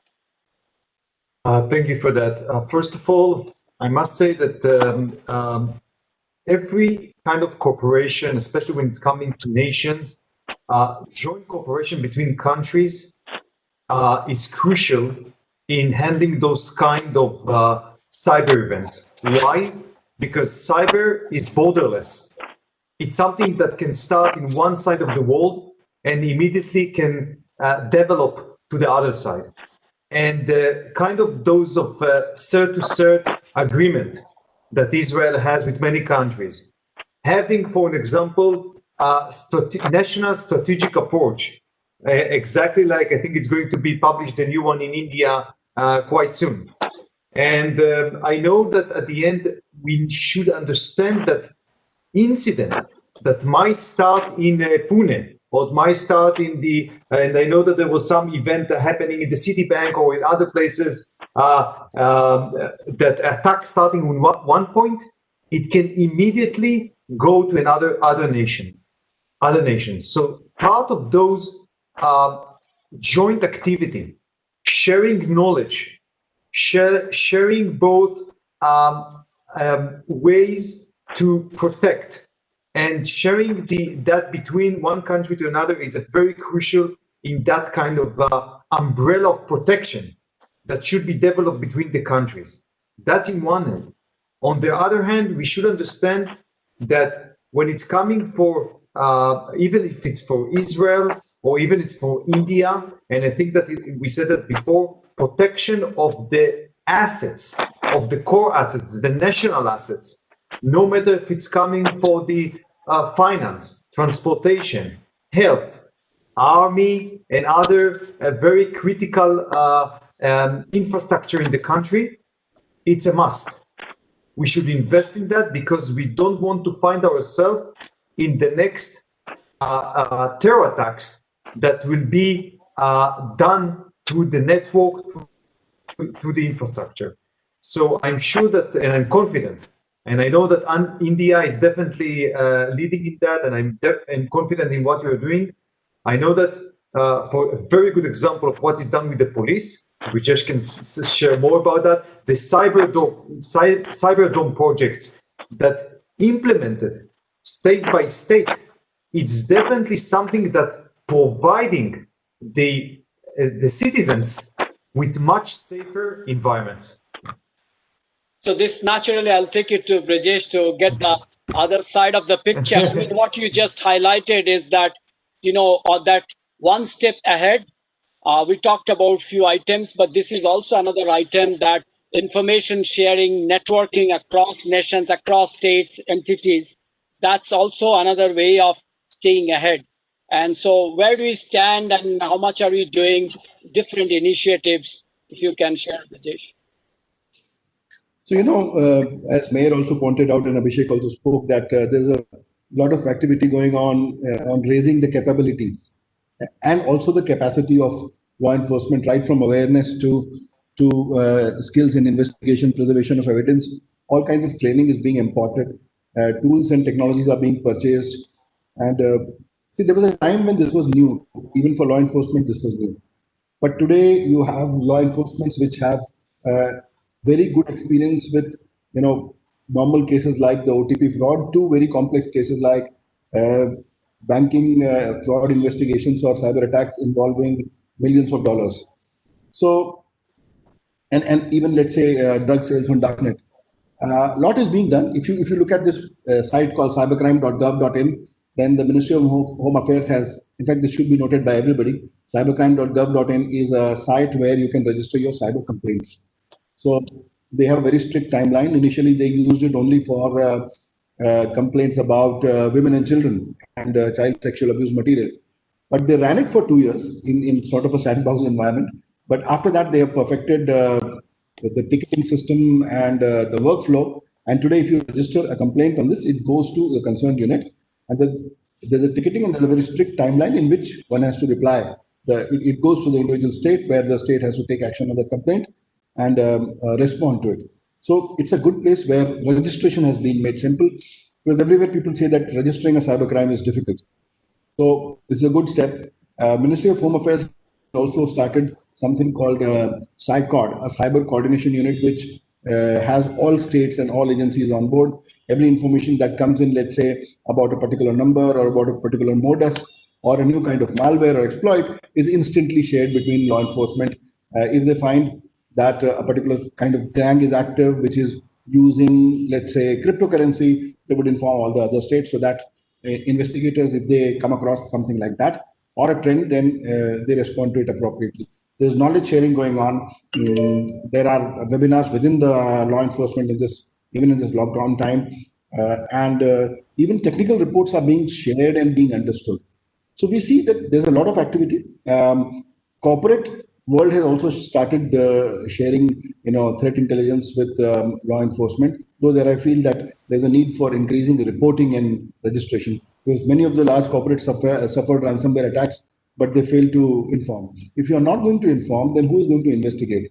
And it may not be that today the attacker would be caught instantly, but we have enough material on the playbook of the adversary, that whenever that person is caught somewhere, then he'll be brought to book. So information sharing is very important. So is building up of capability and capacity both, and I think we are heading in the right direction. Dr. Great, Lee? great, very good to hear that. We are moving, and there is a lot of projects across the states, and I'm sure we are also partnering with countries like Israel and developing there. Also, what you mentioned that's very vital is registering any kind of events, and whether we solve today and that particular case, but more than that, we start to act upon it. At some points we'll be able to do root cause analysis and get there. So it's not just specific ones, and it starts small, but it can grow. So if we can understand the seed well ahead of time, we could solve that. Great. I think a lot of different perspectives. I'll come to Roy. To understand, you talked about the skilling, reskilling, upskilling, but suppose I want to make some modules and train different segments of people, law enforcement and citizens and this. Do you have some tips? What kind of things, if you have to offer in India, what would you offer? Or what is your advice, those who are tutoring here, running courses?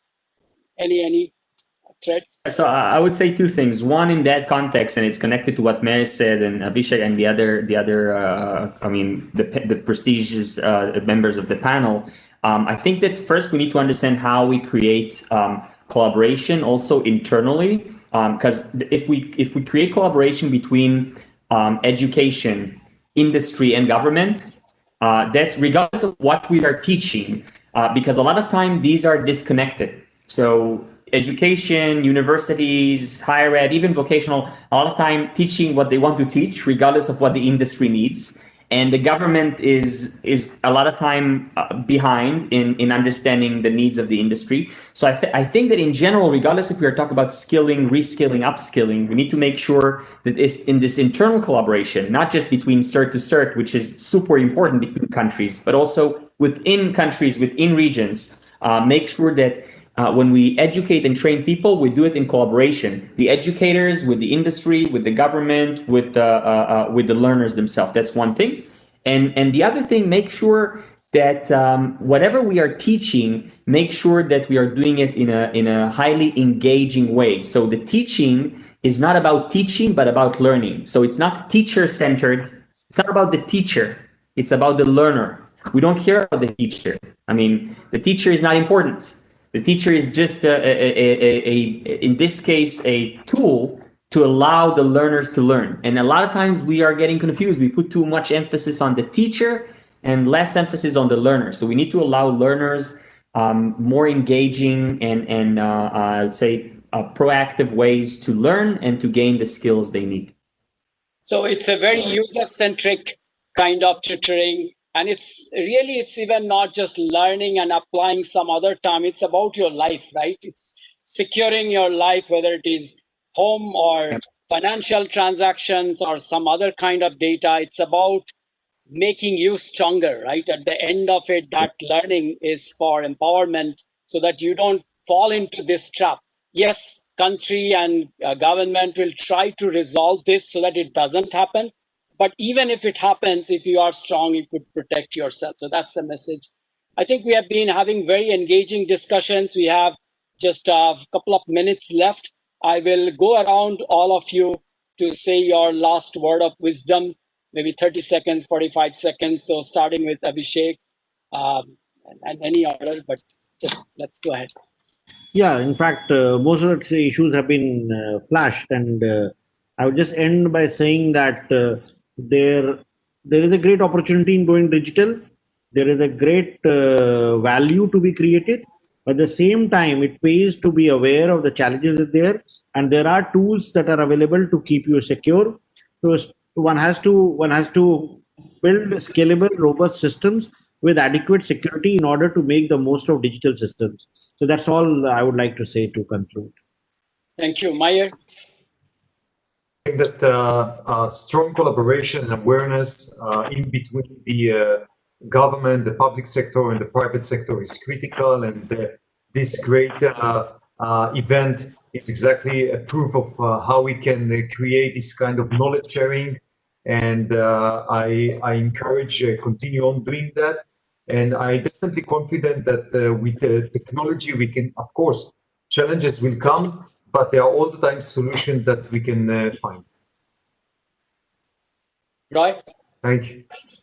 So not to repeat myself, I would just say that in general, the human factor, when we think about cybersecurity, it's about technology, it's about processes, but it's also about people. Eventually, both the victims, the attackers, whatever is going on, people are involved. And we need to remember to put enough emphasis and strong emphasis on the human factor. And Brijesh? Be prepared. If you think that you're not being attacked, probably you don't know. So patch and upgrade, don't fall for social engineering. Yes, and today, I think, as we said, on one hand, we want to progress and a lot of technologies would come and will progress. And you are saying all human, but there would be a day when human robo will come and we are ticking, I'm not a robo, and then some robo is going to tick that. So those kinds of challenges will also come. But at the same time, as we pursue our innovation journey, we also need to be aware at all levels, take actions, be proactive, stay one step ahead, and make ourselves and our country and our all activities safer and sounder. With that, I would thank FICCI and DST for organizing this, for giving me the responsibility to moderate. I have enjoyed, I'm sure you all have enjoyed, hopefully, and see you again. Thank you very much. Thank you, everybody. Thank you so much. Thank you. Thank you very much. Thank you, Dr. D. Thank you. Thanks very much. Bye.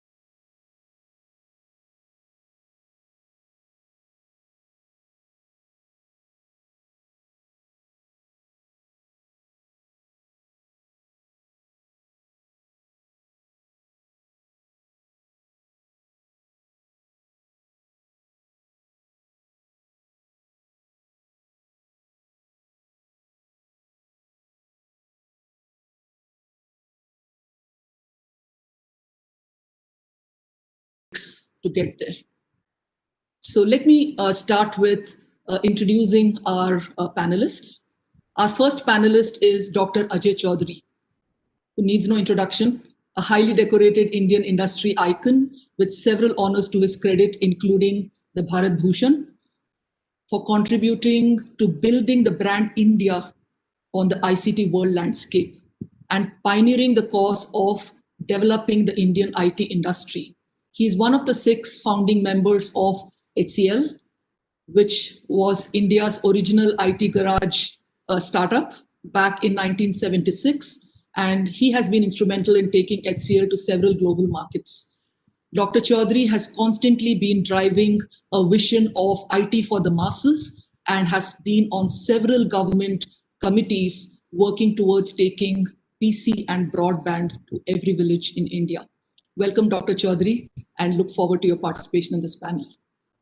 Our second panelist is Mr. Sharat Sharma, a prominent voice in India's technology ecosystem.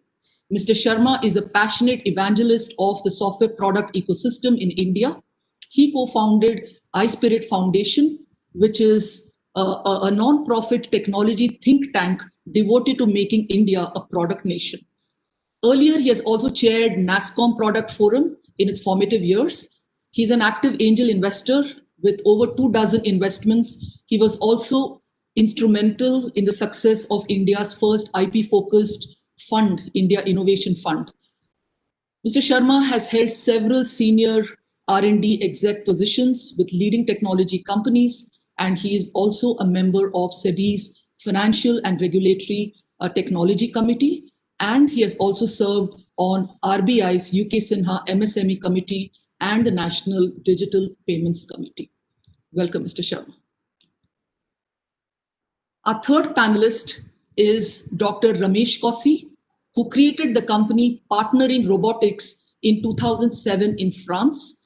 And it has a task force that has experience in highly competitive fields and environments. The Partnering Robotic team has come together with a very bold ambition to offer 100% French innovation dedicated to well-being and energy efficiency. Dr. Kossi has worked in Europe and in the US for Fortune 500 companies, and he has been in several corporate roles, including strategy, R&D, product, business development, etc. He has contributed to technology breakthroughs, working on the release of major innovations like XDSL, Connected Palm, Photonics Networks, and the Intel Connected TV platform. He's also the chairman of RoboEthics, industrial chair on ethics in service robotics in Europe. Welcome, Dr. Kossi.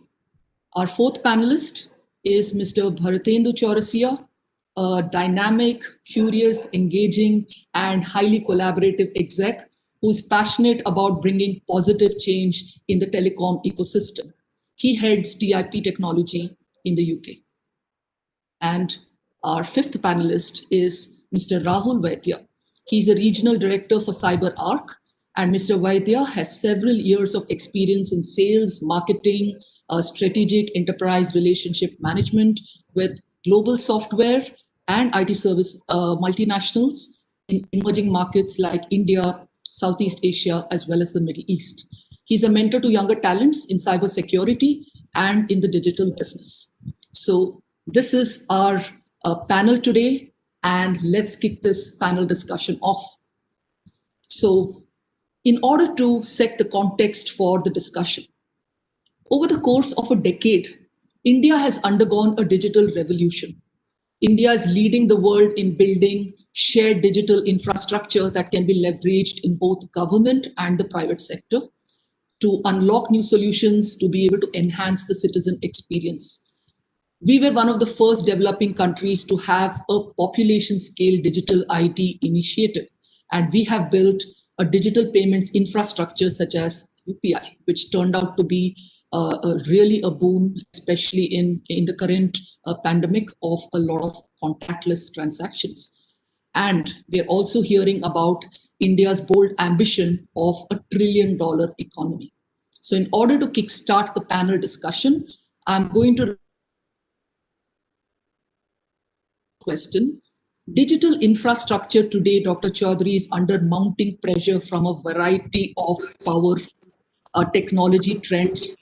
That makes the foundation even more important. So what are your thoughts? Well, basically, if you look at the infrastructure today, the infrastructure is pretty much laid out all over the country in terms of connecting all states and the central government with many data centers all over the country. I think a lot of consolidation will happen over a period very soon, because this whole dispersed situation needs to change. In some applications, yes, it's all centralized already, but in some applications, it's still very dispersed. So that needs to change, because that will lend itself to more security issues. And I think the other area that we need to look at is that since this is a world of connected devices and connected servers and networking, I think we need to be very clear that there is a clear threat that we have of our infrastructure being brought down if we do not carefully invest in proper systems and security. And we need to make sure that whatever we are doing in terms of the hardware infrastructure, it's using trusted devices. I think that's really where the big challenge will be, because the issue that is facing us is that you could be having all kinds of, with the geopolitical situation with China, you could have all kinds of threats here. And you could have some backdoors and spyware sitting anywhere on the infrastructure, which could bring down your complete financial systems or your homeland security systems, space systems, power infrastructure, etc. So I think that is a very clear threat that we need to take care of. The other area within that itself is the fact that now China has a quantum computer. So if China has a quantum computer, we need to have security systems that are really geared up with quantum security. Unfortunately, I sort of met a company a few months ago, which has created in India itself a quantum security system. So I think those are the kind of systems that we will need to adopt as soon as possible for us to secure ourselves and making sure that our infrastructure can be taken care of properly. Thank you, Dr. Chaudhary. And that actually, brings me to a very key question, Mr. Sharma. Today, especially when we are talking about really, far-reaching programs like Ayushman Bharat, etc., this whole element, one of security that Dr. Chaudhary talked about, now it also brings about very sensitive information, right? Personally identifiable information. And how can we make sure that that security is being addressed on digital infrastructure, especially because we are now talking in the context of climate as well. Sure. So clearly, some of you may be familiar with this whole idea of an India stack, right, which came up to solve some of India's financial inclusion problems, for the bottom of the pyramid, for what we call as India 2 and India 3. And so it started off by creating eKYC. You already mentioned Aadhaar. That's the layer 1. The layer 2 is paperless layer, which is e-sign and DigiLocker, both of which are very successful. Third layer is UPI, which you mentioned. Again, we're doing about 2 billion transactions a month.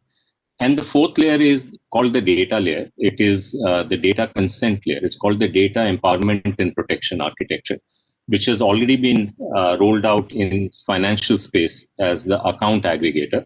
And August 15th, it was announced in the health space as Health ID and personal health records. And if the PDP bill goes through, it will extend the same concept to all other sectors. Now, why is this different approach than what others have taken? There are two differences that are important. First is that it allows for personal data to be shifted from one place to another only with consent. So if you were to simply describe this in its simplest form, it is that unconsented flows of personal data are illegal. Now, this is not an unusual situation. If you go back to history of banking, you go to Italy, they'll take you to, one of the tourist spots is that you can go and see a bank which has been in continuous operation for 400 years. Of that 400 years, it's only the last 150 years that the golden rule of banking has existed, that thou shall not debit my account without my permission.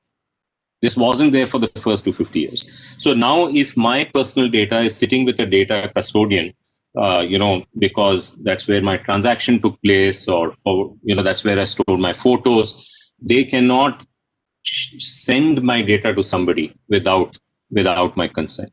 And what makes Indian system special here is, as I said, two things. One, this consent is decoupled from the custodian. So this makes it a system very different from GDPR.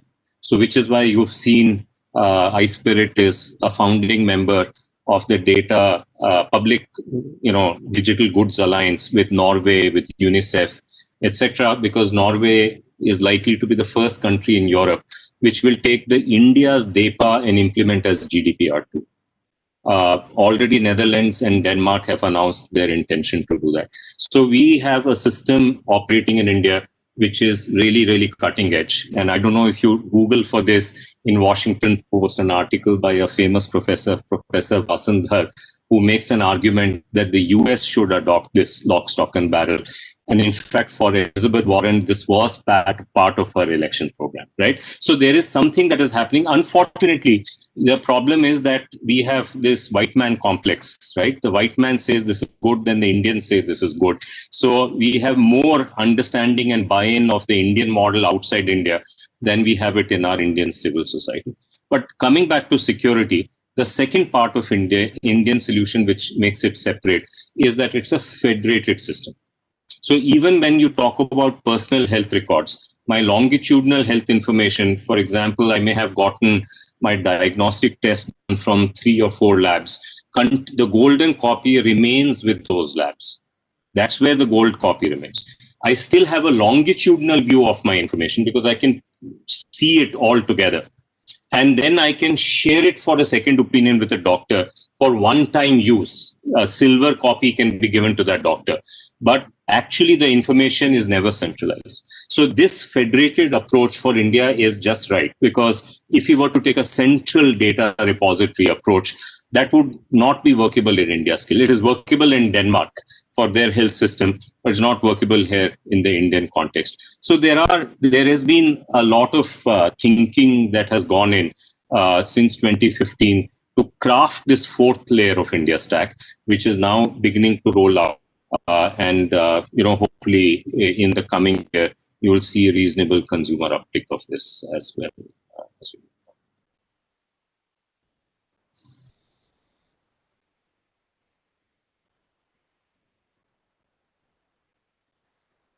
Thank you. Dr. Kossi, what are you seeing in terms of Europe, in terms of emerging technologies and the role that, how technology is creating business opportunities, especially in the areas of artificial intelligence, machine learning? You have this company around robotics. So could you shed some light in terms of how technology is creating business opportunities? Yes. So first of all, I would like to, because we are talking about emerging technologies, I would like to underline how important it is to create invention versus innovation, because it's true that innovation helps you to be reactive, but if you want to develop leadership, invention is very key. And particularly when you discover new situation, new problems, new use case, when you want to create new lifestyle. So yes, it is happening. We see some emerging technologies, some building blocks such as artificial intelligence, combining with machine learning, data, but also blockchain. And we see this combination at several levels. At the level of the building blocks, but also in the field of interdisciplinary research. And I would like to give a concrete example. We have developed the first air quality robot. And this robot takes care of indoor air quality. And with the COVID-19, people now are very happy to see that we have created a technology that is able to clean in real time the air that we are breathing. So it is one set of technology, but what we are doing about the fact of treating the air constantly, measuring the air permanently, second by second, we are also responding to a new need. COVID-19, it's about not just a sanitary crisis, it's also an emotional crisis. People want to know what kind of air they are breathing here, now, where I am. So with our artificial intelligence, we are able to give them this information. So they know in real time the quality of the air they are breathing. They know that there's no pathogens, there's no virus, there's no SARS-CoV-2. And it is very important to see how the combination of robotics, AI, data help to solve a new problem. And this problem is a major problem. And above that, the technology we are creating opens a range of new applications. Let me give you as an example. We know that air quality is not just a question of health, it's also a question related to the matter of energy consumption, energy savings. And we have learned that while we are creating a new atmosphere context, we are able to diminish the level, the sum of energy we are burning. So at the same time that we are giving a good air quality, good information, we are reducing the energy bill. And this is a perfect example on how new technology enables new usage. And our technology responds to concrete problems of the world and of the society. Everyone in the world has heard about the climate change, about the global warming, the need to better manage the energy and the needs to take care of the air, of the indoor air. So this is a concrete application, but we have tens of examples. But in 4 minutes, this is one of these examples. Thank you, Dr. Corsi. That's an interesting example. At Red Hat, we have always believed in creating and working with communities, because we believe that the best innovation comes, from open, from the communities. And my next question to you, Bhartendu, is, do you think collaboration and building a community of leaders to design, build, and deploy new technologies is important? What has been your experience, especially in the context of the work that you do? Thanks, Amita. When it comes to new technologies, I believe that collaboration and community-based approach is more important than ever. We all move to a very unique time where connectivity is playing an important role, more important than ever. If you look at any segments, be it healthcare, education, cities, everything, all of the success of these industries are underneath having a connectivity layer component. But the connectivity providers, if you look at any MNOs or ISPs in the world, are facing challenges because one side they have a huge opportunity, on the other side the declining ARPUs, stagnated revenues, more and more services has to be launched, is putting them into a very difficult proposition. So if we take example of telecom, collaboration, community-based approach is super important to leverage the open, disaggregated and embrace them right from the ideation phase. This industry has been very segmented in their approach because people have different priorities, different commercial models, different architectural choices. But this is the time for all the stakeholders to come together, be it MNOs, system integrators, OEMs, manufacturers also, to start thinking from ideation to build, to design, and then test together, leverage the learning from each other, and then find unique ways to deploy, because OpEx is the biggest challenge nowadays. Deployment consumes a lot of money. So as you said, collaboration as Red Hat is kind of believe in this approach. I completely follow, like collaboration and community-based approach is super important than ever. Thank you, Bhartendu. And Rohan, if I may ask you, what do you believe is the next frontier for digital infrastructure? So thanks, Samita. I mean, the frontier is ever expanding in terms of the digital world that we started off with. So digital has been a play or a word which kind of has evolved over years together. So when we talked about digital, maybe about 15, 20 years back, it talked about just a laptop or some part of the pieces which were more electronic as such. Over a period of time, we were still struggling in terms of the digital transformation conversations which were happening with most of the organizations, and it was more on the CEO agenda of transforming the companies into a digital company. And with the COVID situation coming in, it's been a big catalyst in terms of really pushing the digital transformation very high.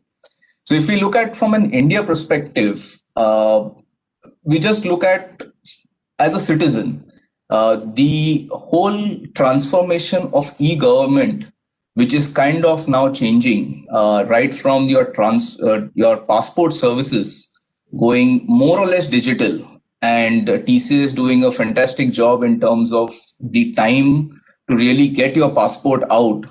In the current scenario, also in the COVID situation, is within 7 days, which you get your passports done, is a kind of, I would say, a way to validate that this was a journey which is kind of really expanding.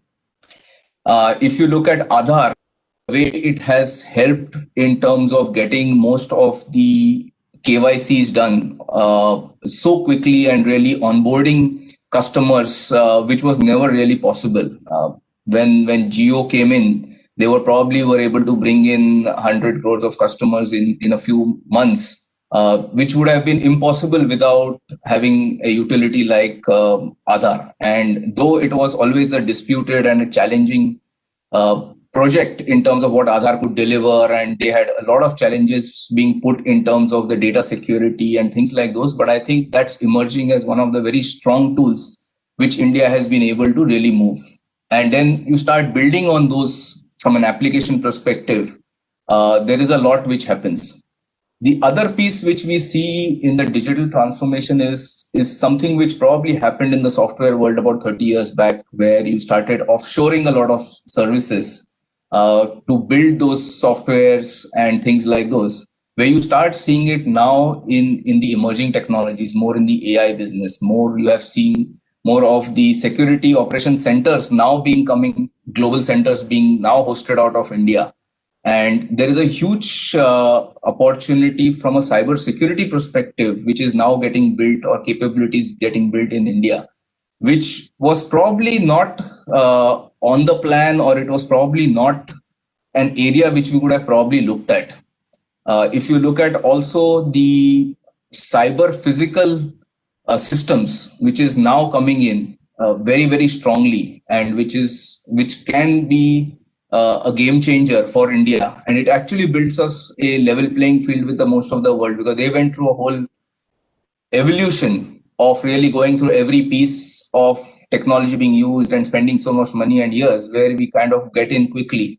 IoT seems to be a good play for India, and there's so many companies in the IoT space, in the robotics, which are coming up, which kind of gives us a good edge in terms of all businesses, be it medical, be it transportation, where we had challenges in terms of logistics and things like those.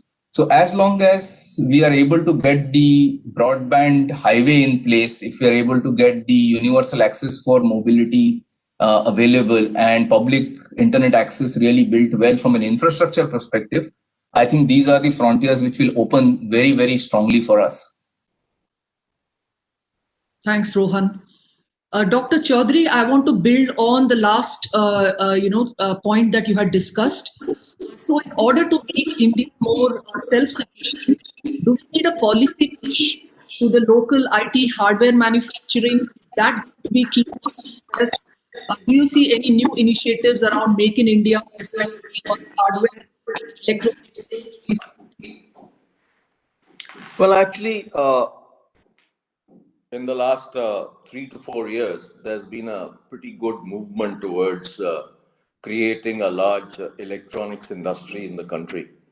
And it all started out with the policy that the government came up, which was called the phased manufacturing plan.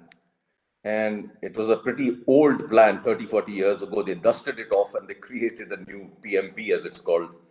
And this helped us to get the initial ball rolling with a lot of manufacturing of mobile phones that got started. And we were pretty much the second largest importer of mobile phones.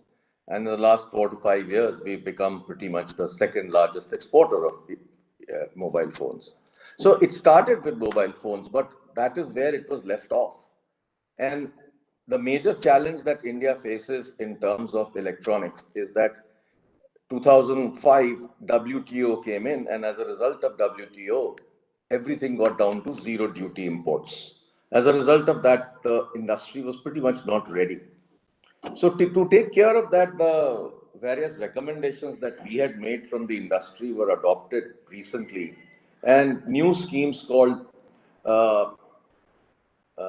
PLI and spec schemes have been introduced. Okay, so basically the whole idea here is that you need to increase your revenues for each of the organizations, and if they keep increasing their revenues based on a plan that the government has created, you will get 4 to 6% benefit. As a result of that, you will be much more competitive. And that was the whole idea. And then the similar scheme has been created for components. Now, that recently has been further extended. And as a matter of fact, PLI has now been created for 10 large industries in the country, including automobiles. So electronics, again, has got an important space there where even laptops and tablets, etc., and networking equipment have also been included in this scheme. So I think we are well placed to now manufacture in a big way in the country. The component ecosystem will get set up over the next 4 or 5 years. It will take time. But as the component ecosystem gets set up, I think we'll have a lot more value addition happening in the country. But to increase further the value addition, I think what is required is that we need to look at 2 areas. One is fabless semiconductor companies, where we design in India. And if we can design in India, then obviously we will add more value. So that is really where a lot of work is going on currently. There's a discussion going on with the government to introduce a new fabless policy for India. So I think that is something that we are looking forward to now to happen. If that kind of happens, then the follow-on will be setting up of semiconductor plants in the country, ATMP plants in the country, which is also on the works. So I think a lot of stuff that was held back for many, many years in electronics is now starting to happen. And I'm quite hopeful that next few years we will see tremendous growth in the electronics industry. And a lot of people ask me this question, and this question has been asked many times to the government also. Why semiconductor manufacturing in India? And, I don't have to answer it, because if you look at the chairman of the Intelligence Committee in the United States, Ben Sasse, you know what he says? He says the next wars will be fought with semiconductors. So that's really the whole piece that you need to look at. You can't, as a large country, ignore that, because fundamentally you have a neighbor who's sitting with a huge capability in semiconductors, with many, many semiconductor plants coming up and newer technologies being used, despite the fact that US has come up with a CHIPS Act, which is making sure that they are not able to use American software and American hardware. But you know how the Chinese are. They will still do it. So I think that is where we need to move forward. But I think I feel very hopeful that we will do a lot of things which we have not done in the past. That's really heartening to know, Dr. Chaudhary, because it certainly is a scary situation that you had painted. Mr. Sharma, I wanted to understand your point of view. We had Ravi Shankar Prasad, our IT minister, launch what they call the National Artificial Intelligence Resource Platform. I think it was back in May. So how do you see this, becoming, the basis for some of our digital initiatives going forward.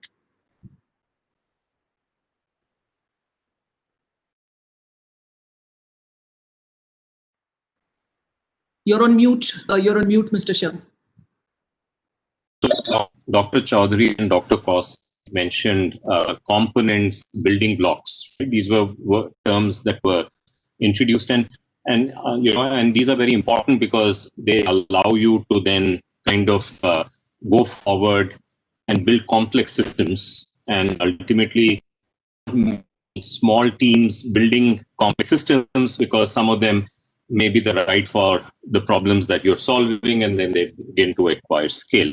Now, so therefore, even when you look at machine learning and AI, the same paradigm applies.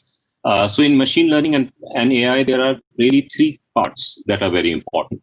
One, of course, is the model itself. The model needs training data. So obviously training data becomes important. And the rules and regulation that mediate the model and training data talking to each other determine what the playground is going to be like. Now, in India, what has happened is all our conversation about AI has actually been kind of driven by a very, very American-centric model. And so some 2 years back, this came to light because especially in the health area, in the health area, what is happening is that like in COVID, we are discovering that we cannot diagnose based on symptoms alone. We need to do a test. And so in health, we are on this journey where all diagnosis will be biomarker-based diagnosis, will not be symptom-based diagnosis, right? So when biomarker diagnosis takes place, then this biomarker diagnosis will be driven by bots. Now, what will happen is that the training data will be Indian, but the bots will be Western, right? So in that case, we are squarely a digital colony, right?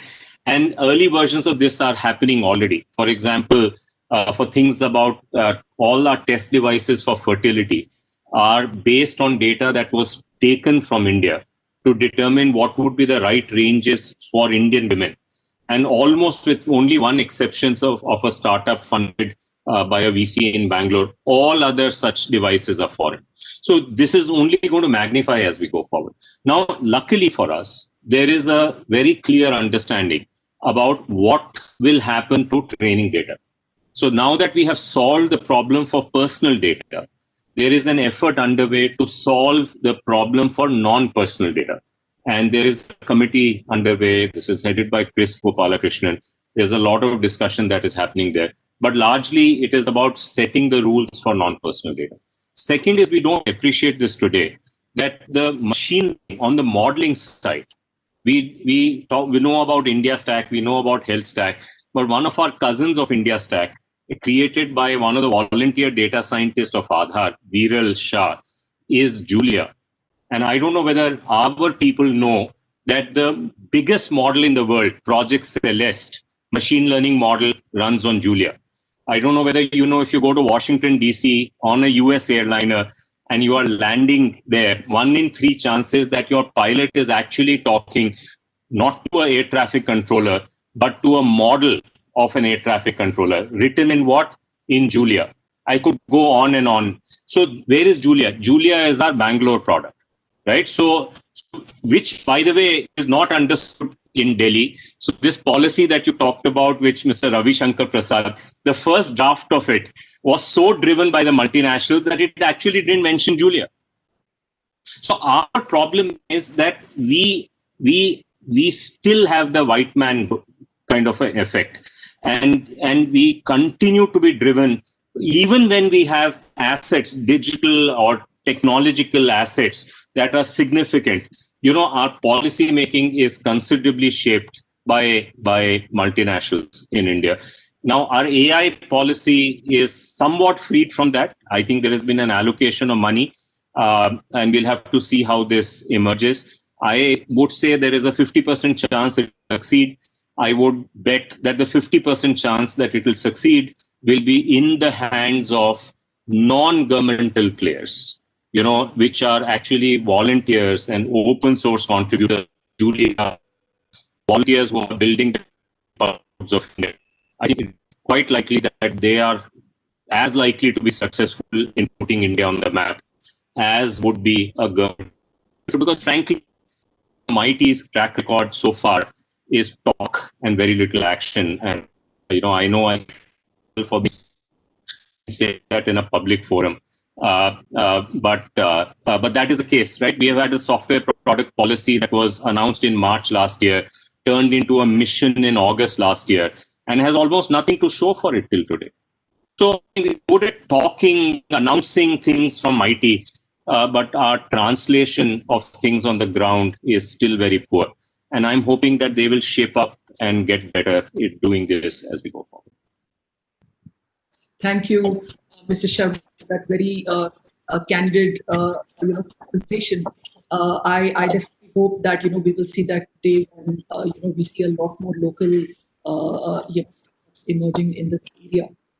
Dr. Kausi, I have a question. Since we're talking about policy, now policy plays a role in determining which economies will lead. What has been your experience? Do you think Europe has done its part, and where do you see India as far as this is concerned? So, to be very honest, in Europe has not done a great job for what I call the first wave of internet and digital technologies. And we have not been very good in terms of managing the electronic layer. And we have not been good to anticipate the rise on internet usage. But now the things are changing. And in Europe, people have understood that one of the next big fights is data. And when we say data, we must be very specific about what is data. What Europe today is doing, they have understood that we are going to move in a world where we are approximately, today in Europe, producing 30 zettabytes of data. And we know that in 2025, we will overpass 170 zettabytes. So it means a growth of more than 500%. And to handle this growth and to establish a leadership, we must be clear there's a need to invest to develop the data processing infrastructure, develop the edge, not just the core, developing a sharing tool, architecture, but also what is very important, governance mechanism. And if you don't have the right people able to create the right architecture and strategy, drive the right governance, nothing happens. And this is probably why the US and the Chinese people are somewhere very good. But people have understood the need to have this governance, but it's the right condition for data creation, data access, and data reuse. And this point is as important as the other, and probably important, data reuse. What kind of policy for data reuse? So Europe today, frankly, is not too bad. They want to be leaders, and they are trying to better cooperate in Europe, because Europe, it's one name, but there are so many countries, and creating a coordination is not easy, probably because there is a leadership dominance by the US, and people are influenced, and it's very difficult to define your own strategy when the influence is that high. If I look at your question as a second part regarding India, to say frankly that I share almost all the viewpoints that have been expressed concerning the need of security in India, the need of better infrastructure, the need of controlling the level 1 or 2, including electronics. It is so important in the 21st century because the application, the device will be controlled, but also the data production, the hyperlocalization of data algorithm and security that electronic will generate. But also we need to be clear, we need to have the right governance. We need to have people that understand what is India and what India wants to develop as a model for technology. Because it's not just about reproducing what is happening in Europe or in the US. It's about understanding the infrastructure that India has today. And frankly, look at the fact in the COVID-19, it was not that good to deliver, for example, online learning, which seems to now it is a commodity in the US or in Europe. So there's a huge path for improvement in terms of creating the capacity first, creating the right energy consumption model that is very important if you want to reach performance, but also at the same time to have the right pillar to develop a leadership. Because my deep belief is that India can be a great, great leader, not just because they have these bright people, and I'm very happy to talk to some of them today, but because there is a huge potential to create the interdisciplinary research architecture that is needed to go faster in this 21 secular. So at the same time, I am very enthusiastic, but there's a huge work to do and to create a real leadership in the country. Yeah. Thanks. Thanks for that. I think that kind of echoes what Mr. Sharma was saying as well. So I want to now switch gears a bit, and Bhartendu, a large part of this whole digital success that we've had for some of our initiatives, our Indian service providers have also had a key role to play. So they have done a fairly decent job in cloudification of their core networks through NFV, but there is also an opportunity to transfer the change the way the architecture of the radio and the access layer with something like Open RAN. So what are your views on this? How do you see India getting ready from an ecosystem standpoint so that the transformation becomes truly holistic rather than in pockets? Yeah, Amita, I agree to your point that the cloudification started from the core side of the business, and Red Hat being one of these prominent player in that scale. But now the game is moving towards access and transport side of the business. And I have seen, like, as a technology is getting more and more mature, places where 5G is getting rolled out, Open RAN is becoming commercial reality. We have seen a couple of announcements coming in Europe for commercial networks with Open RAN, large scale. So the technology has moved from trials and labs to a commercial. And earlier, if you ask me 2 years back from today, Open RAN was a road less traveled by MNOs. But from 2 years from now, if I look ahead, it will be the most traveled road.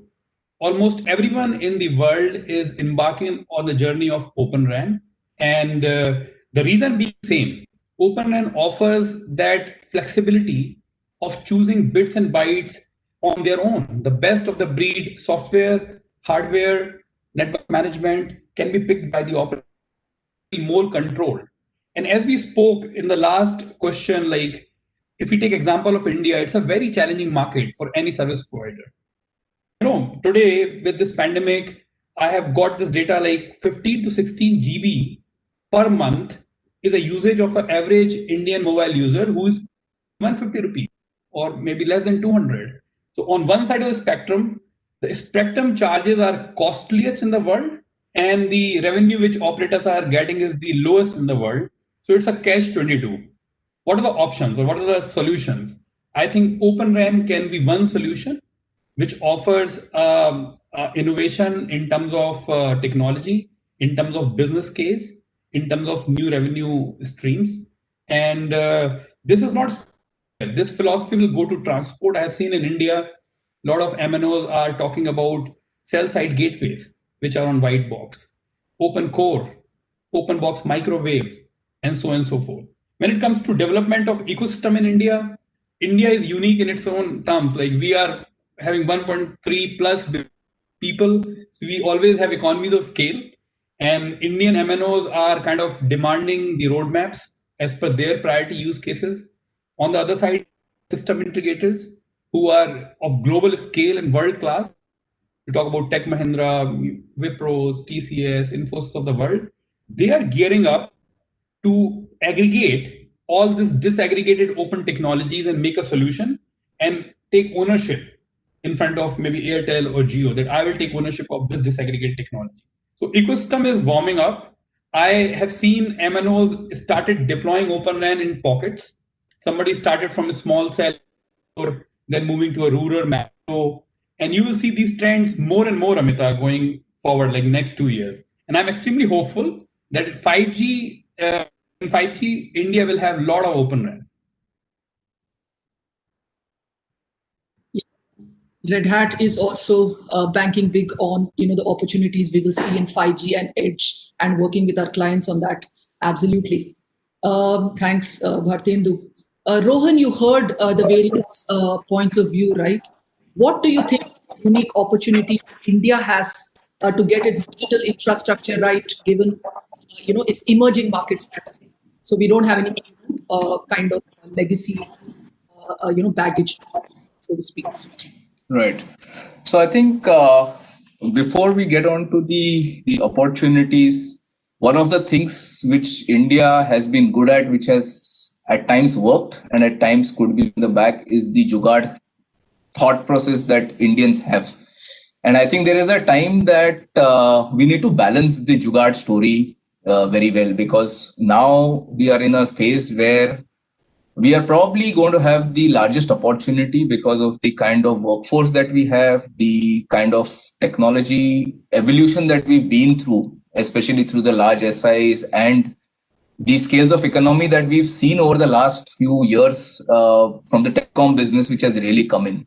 So there is a need in terms of really structuring our Jugaad mind in a way which is going to be more global and not just short term. So that's the first priority for us in terms of realigning our thought processes, our internal company policies, and our aspirations from an entrepreneurship in terms of long-term goals, rather than just doing something short and moving forward. The other part, I think, digital literacy is a large part of the story that is going to really help us. If you look at from a very small part of it, the most illiterate person is still able to dial from his mobile.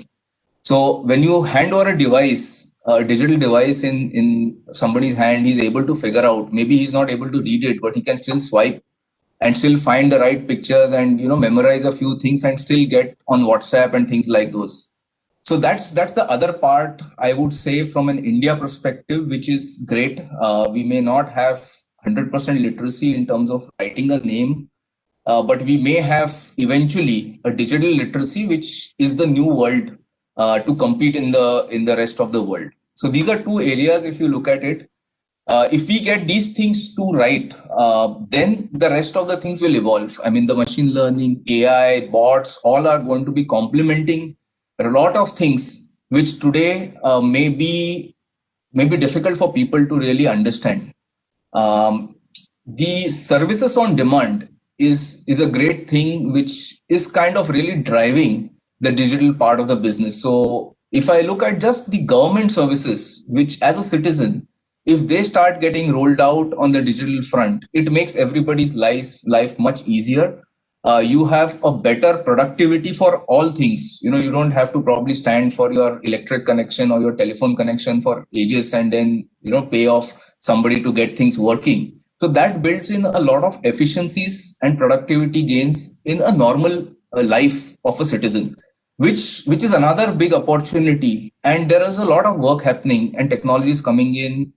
People are kind of investing money into that part of it. The other part which helps us also is in terms of the digital empowerment.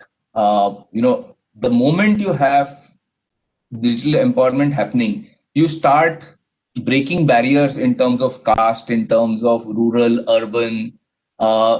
It kind of opens up a larger talent pool for people to be able to do much more than what we have been able to do in pockets in India. So if you go to a good engineering school, you could have probably been working for Infosys or HCL or things like those. are now kind of opening up with barriers being broken, boundary barriers being broken, which are there, which if you just look at the online learning, which we are not probably there in terms of what the rest of the developed countries are. But most of the organizations, most of the schools have been able to adopt and get going with it. It may not be perfect, but I think it's a huge step in how we've been able to get people to learn online. And these are areas which are huge opportunities in terms of getting a level field, even being a kind of a developing nation. Absolutely. And on digital empowerment, Dr. Chaudhary, it has been your vision for a long time on IT for the masses, right? So where do you think India is now, having reached the remotest village? Well, actually, I have been always stating that broadband should be a fundamental right. And unless we actually declare that as our objective, we will continue to have connectivity, but not proper bandwidth. I think connectivity is reaching a lot of locations in the country, but proper bandwidth is really still a problem. And continuous proper bandwidth is a serious problem. So I think that is something that we still need to do. There's been a lot of work done in the past in terms of BharatNet and all those things, but they have been very, very slow off the ground. And what was supposed to be done 5 years ago is now happening. So it's been not a very good experience in terms of what was planned and what is delivered. A lot of the internet and broadband, whatever you call it, broadband, whichever way you would define it, is through the phone today. It's really not happening in the right way. And yes, 5G can change that quite dramatically. So I think that is really what everyone is looking forward to, that 5G can actually make it happen. And I think that is what will, really empower people. But the most important part is that since there's been a lot of discussion around distance learning, the whole discussion around online learning, edtech companies coming up, becoming 10 billion, 12 billion and all of that. The reason for it has been simply the fact that there was a need that was there, and this need was unfulfilled. And I think this is happening in a very big way today, with all kinds of, companies aligning themselves to deliver online education. But the real challenge still remains that, like, for example, I'm chairman of IIIT Naya Raipur. We were trying to deliver all our classes online. But the challenge was that it was all being delivered on a phone. And lots of students came up and said that this is too small a screen. So I think that is really the challenge that is still there. And I think a lot of work needs to be done in looking at how we can create special devices for the country where we can actually deliver content by which students can learn, and rural markets can be conquered in a very big way with proper devices and multiple languages all over the country. So I think that is the requirement that is there. We are actually working on a strategy to form a group of people who would work on creating such products. And the whole idea would be to look at creating a center for development of Indian electronic products and design them in India and manufacture them in India. So one of the strategies is to create a handheld device which could be used for distance education. And the industry is going to play a major role in putting it together. Sorry, I don't have lights at the moment. No problem. So thanks. Yes, you're right. This is a huge opportunity, right, for people to get into the space and really design in India, as you've been saying, and manufacture in India. Mr. Sharma, how do you see the open source policy of the government in accelerating the digital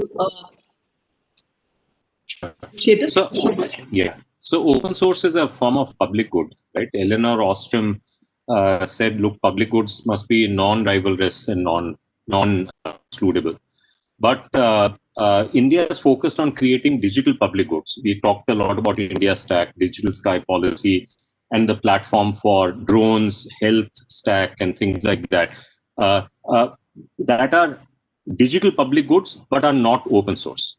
While all open source is digital public goods, That doesn't mean all digital public goods have to be open source, right? So I think what is, however, important to have digital public goods is because ultimately innovation is combinatorial in nature. So it is digital public goods plus private innovation that actually goes on to go and solve a problem, right? I mean, Red Hat Linux plus private innovation on top of Linux is what goes on and solves a problem, right? So what has happened so far is that in India, all the digital public goods that we talk about, almost without exception, have already been have been the ones that were developed in the West to solve problems that they cared about.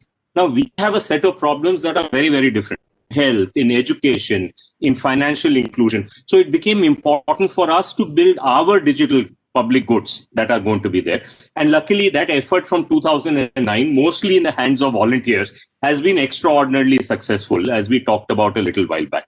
So I think to answer your question, open source is one type of digital public goods. It's very important. But actually what is important is digital public goods, right? And India has done a very good job of creating that. And that policy also came about the same time as the open source policy came. Both of them came in 2015 out of the government of India.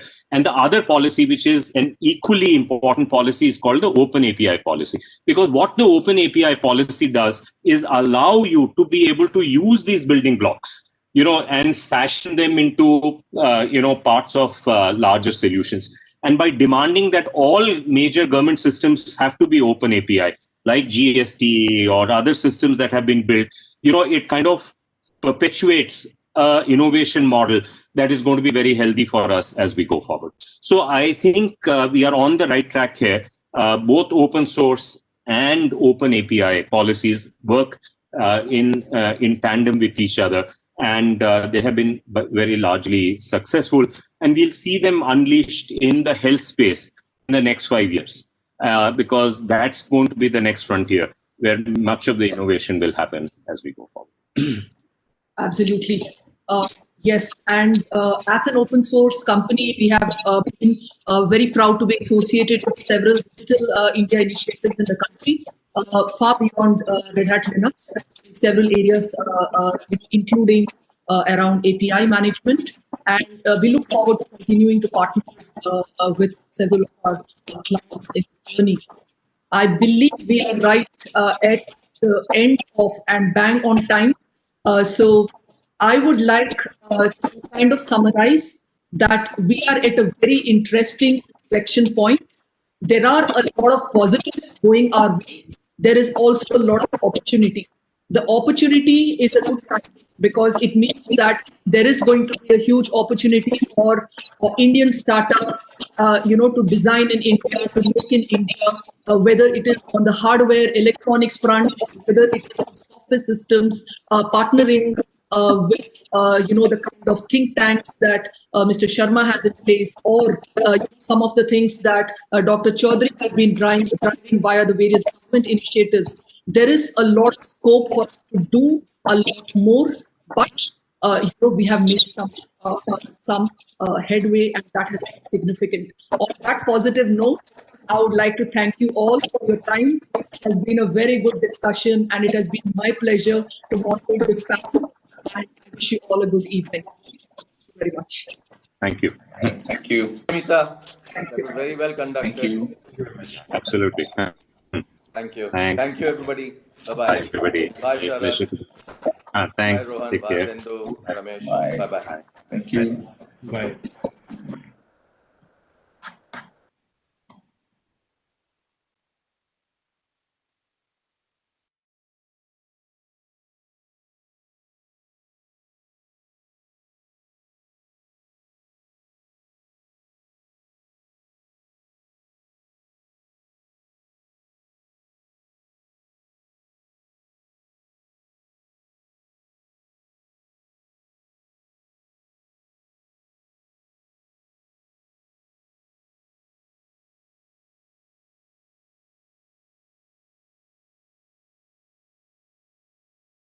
Contending and really leading the charge in terms of how India has dealt with the pandemic. He runs so many labs within the country which have been producing tremendous amounts of technologies. and an excellent person that I have had the pleasure of interacting in the past. We also have in this session Mr. Amitabh Kant, who's going to be giving us a talk as well in terms of his ideas about the current theme, which is how science and technology can make a big impact on the business. Mr. Kant is of course the CEO of Niti Aayog, the planning and the think tank of India. And Iti, should we start off with the message from Mr. Amitabh Kant, please? Yes, thank you. Aman, can you please play the video from Mr. Kant?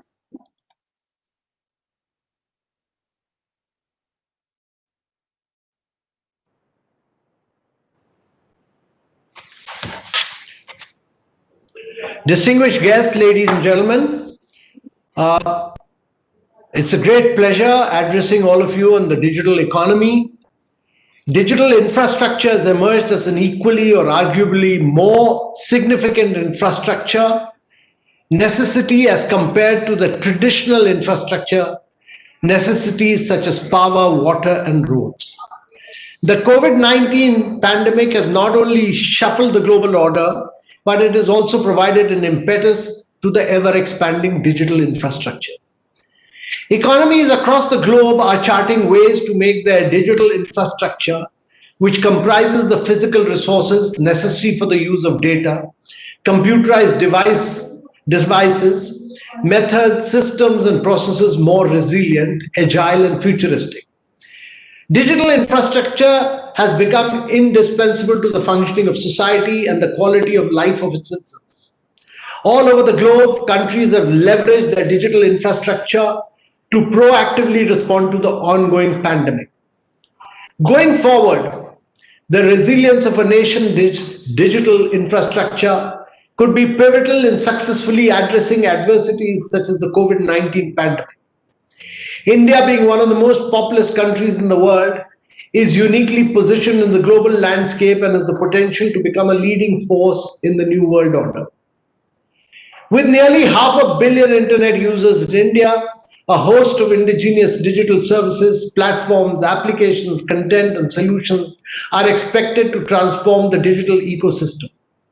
India could potentially see a 5-fold increase in economic value from digital transformation by 2025, representing an attractive opportunity for global and local businesses, startups, and innovators to invest in emerging technologies like AI, blockchain, or drones in ways that are customized to Indian needs. The rapid adoption of frontier technologies such as artificial intelligence, blockchain, Internet of Things, and the advent of the COVID-19 pandemic has placed the entire digital infrastructure under immense pressure. With the Government of India progressively working towards goals such as smart cities and smart health, it is crucial for the nation to augment its digital infrastructure to effectively utilize the frontier technologies in economic development. With surging online activity and gigantic amount of data being generated, data centers could be of high importance for the world. Thus, it is the need of the hour to promote and create a framework for the development of robust digital infrastructure, which could facilitate adoption of emerging technology areas such as 5G, IoT, artificial intelligence, machine learning, drones, robotics, additive manufacturing, photonics, nano-based devices, etc., and their applications in areas such as defense, agriculture, health, cybersecurity, smart cities, and automation, with special emphasis on solving real-life problems. The global electronics market is estimated to be over $2 trillion, although India's share in global electronics manufacturing has grown from 1.3% in 2012 to 3% in 2018. It is still considered to be a minuscule as compared to the other countries. The electronics industry being a crucial part of the digital ecosystem of a nation, it is imperative for the industry and the government to make concerted efforts in this domain. The Ministry of Electronics and Information Technology has been consistently involved in providing and bringing policy interventions to spur growth in this sector. The modified electronics manufacturing clusters EMC 2.0 scheme, the scheme for promotion of manufacturing of electronic components and semiconductor specs, and the production linked incentive scheme PLI for large scale electronics have had tremendous impact in the electronics industry. However, it is critical for the industry to utilize those schemes and contribute to the overall ecosystem. The government has set up national centers of excellence at the Indian Institute of Technology, IIT Mumbai, for technology solutions in internal security, and at the IIT Kanpur for flexible electronics. The government has also set up a center of excellence in Bangalore in collaboration with the National Association of Software and Services Companies, NASSCOM. Internet of Things. Those measures are also expected to bring cutting technologies. Ladies and gentlemen, India is a young country with rising expectations. Working age population is between 15 and 64 years, will touch 1 billion, surpassing China by 2030. 65% of India's population is below the age of 35. We have an employment challenge. We need 12 million new jobs a year to absorb growing working population. 50 million people need to be skilled each year, with current capacity at around 3 million. And therefore, our growing middle class seeks value propositions. And to win in this market, companies will need to deploy a shift in mindset to achieve new value propositions delivered through innovative business models. Successful countries have grown their ability to innovate and learn by doing, by investing public funding to help finance research and development in critical areas. Everyone is involved, big and small, public and private, rich and poor. Ladies and gentlemen, India has been steadily rising in the Global Innovation Index ranking and has jumped quite substantially. The power of the third largest scientific and technical manpower in the world has MNCs like Samsung, Bosch, Microsoft, Cisco, Apple. They've all started focusing on India to leverage the capability of India to move forward. India's digital divide is narrowing fast as less affluent states leapfrog to catch up with the more affluent states. India can create up to 1 trillion of economic value from the digital economy by 2025, with half of the opportunity originating in new digital ecosystems that can spring up in diverse sectors of the economy. E-commerce platforms are expected to drive recovery of consumer electronic products, mobile devices, smart TVs, LED lighting, etc. Faster and having a robust manufacturing ecosystem is essential to adequately address the indigenous demand. Ladies and gentlemen, an immediate need to develop local supply chain networks has been recognized, and efforts in this direction through the PLI scheme would adequately support the indigenous electronic manufacturing. The Atmanirbhar Bharat policy could give the much needed fillip to the country's disrupted business operations by promoting indigenous manufacturing, encouraging substitution of imports of low technology goods, and encouraging local produce at lower prices. Industry should develop short-term strategies on quarterly basis and calibrated decision making in order to address disruptions caused due to COVID-19 pandemic.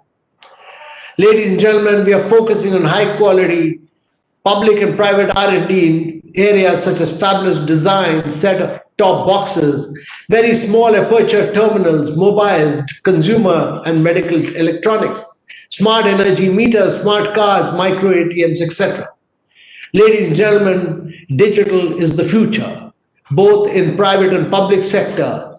If you want our economy to progress, if you want manufacturing to make a major jump forward, and if you want to improve in social sectors of health, education, and nutrition, going digital is the way forward. It is far more critical and far more important than physical infrastructure.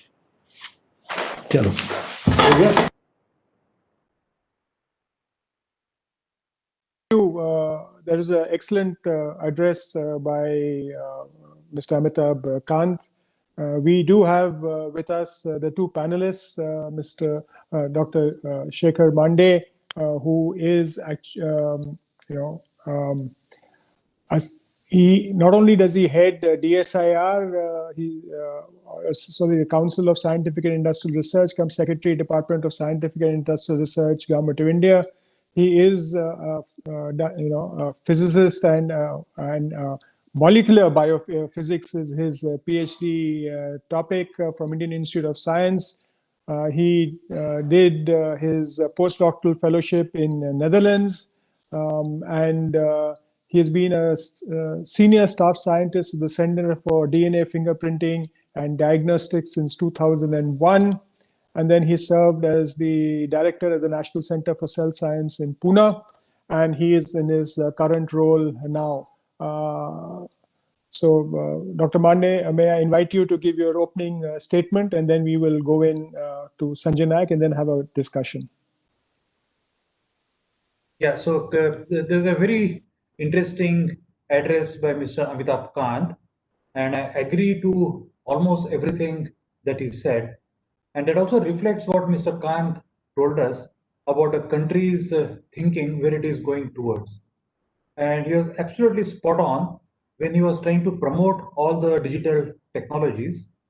And what we are going to see increasingly in the coming time period is increasing inroads of all the digital technologies in various activities that we see around us.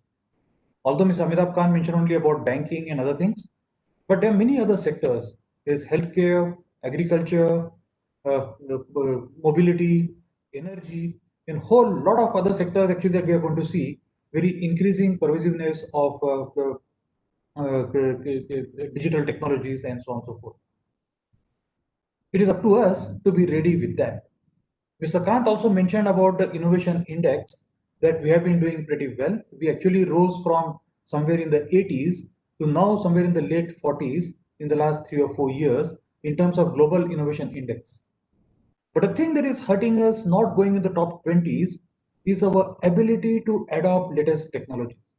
So innovation index that is actually made up of many different kind of parameters, and it's a weighted sum of all those parameters together.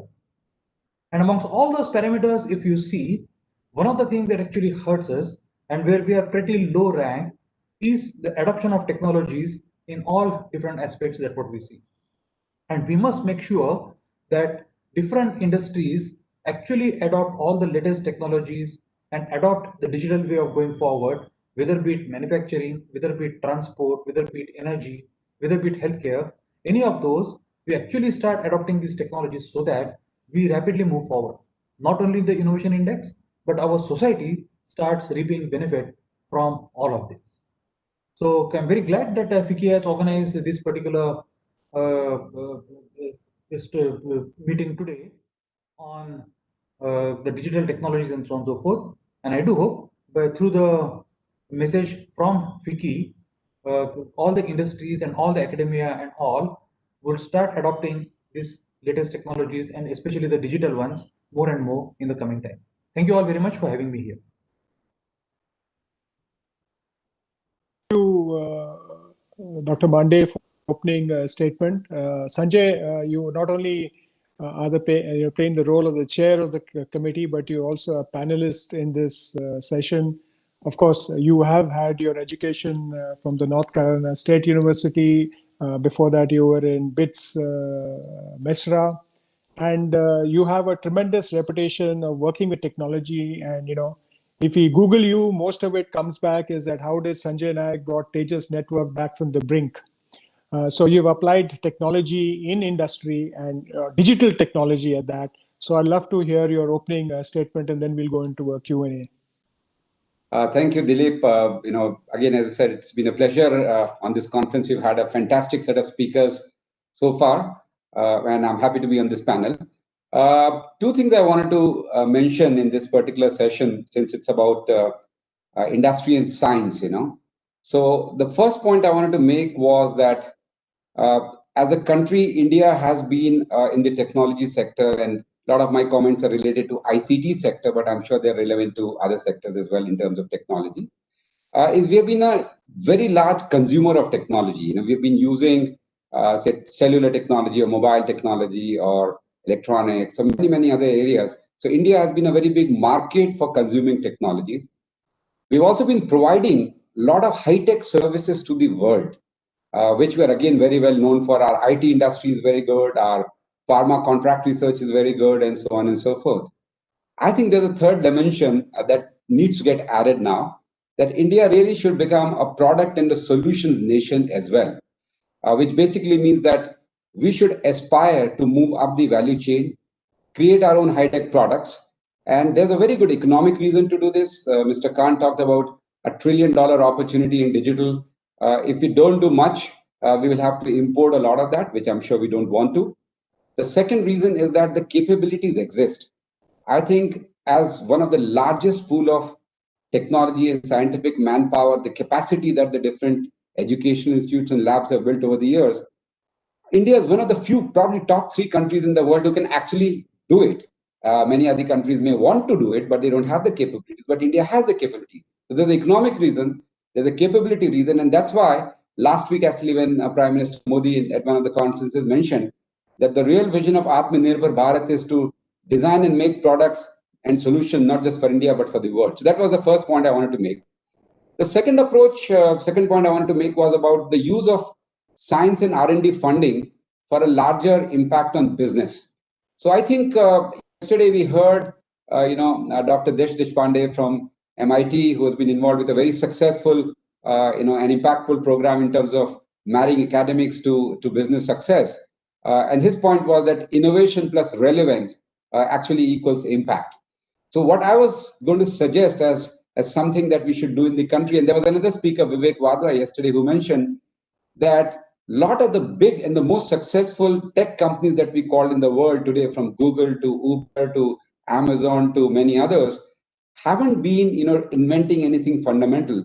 What they've done is they've really commercialized things, which, or Apple for that matter, they've really successfully commercialized problems that were potentially solved by someone else.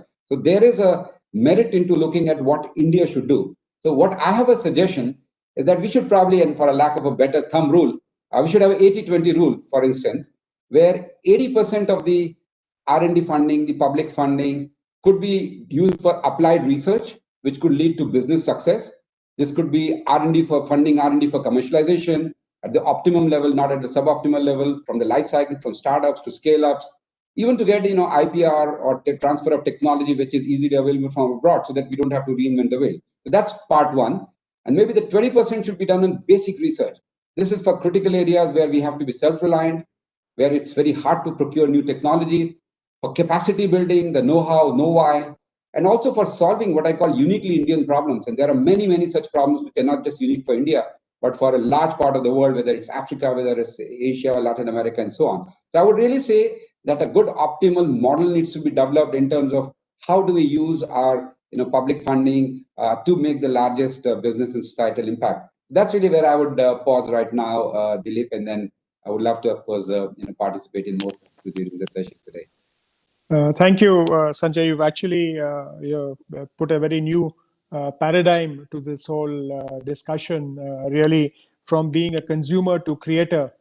And that's a real thing. And then also look at leading the world. So thank you very much for that. And if it's okay with both of you, I'll jump straight into the panel discussion with a few questions to each one of you. And then we could see how we go ahead. So my first question to Dr. Mande for you, and I have personally been involved with the CS system for many, many years. Some accidentally, because one of the chief administrators of the system is only one person there who was a chief administrator, non-scientist. I happen to, be the family friends with him. So, CSI has been at the forefront of publicly funded research institutions, and we have successfully commercialized research across the different institutions that you have. I think there are various ways and stages where private sector can actually come in, right? And since there are a lot of private sector people here, we want to give an institutional viewpoint to them in the sense, what have been some of the most effective collaboration models for CSIR? What are the sectors where you clearly see CSIR's research work to be market ready? And perhaps you can give some examples so that the industry people here know that it's a lot of success stories are there, a lot of collaboration is possible, and how they can work for you. Sorry, it's 3 questions into one, but over to you.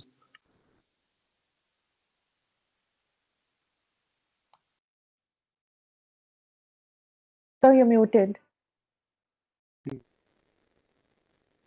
Thank you so much, Dilip, for this question. This is a larger canvas, but I will try to cover very briefly.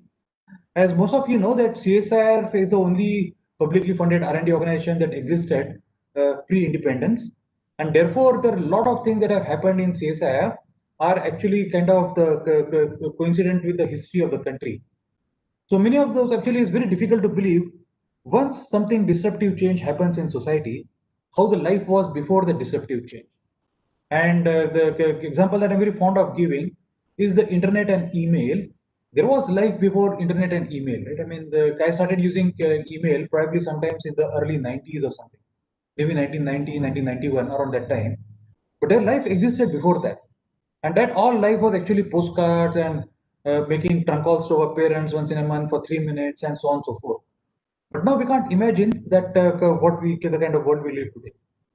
So prior to 1955 or something, India used many different kinds of calendar systems, for example. And we had to harmonize all the calendars into one calendar so that nation will use one single calendar. And that itself was a challenge, you know. And that job was given to CSIR that how do you harmonize all the calendars together? Or all of you have heard the election ink on the fingertip that you get. That election ink was developed by CSIR so that elections can be implemented very effectively. The ink that we use even today. And the industry model actually came in straight away there because we transferred the technology through NRDC to Mysore Inc. Private Limited, and Mysore Inc. even today markets that. So in elections, what we use is that. So, but in the early years, till about 1990, 1995, the entire model that has been used for general academia and industry collaboration has been academia have been working on their own.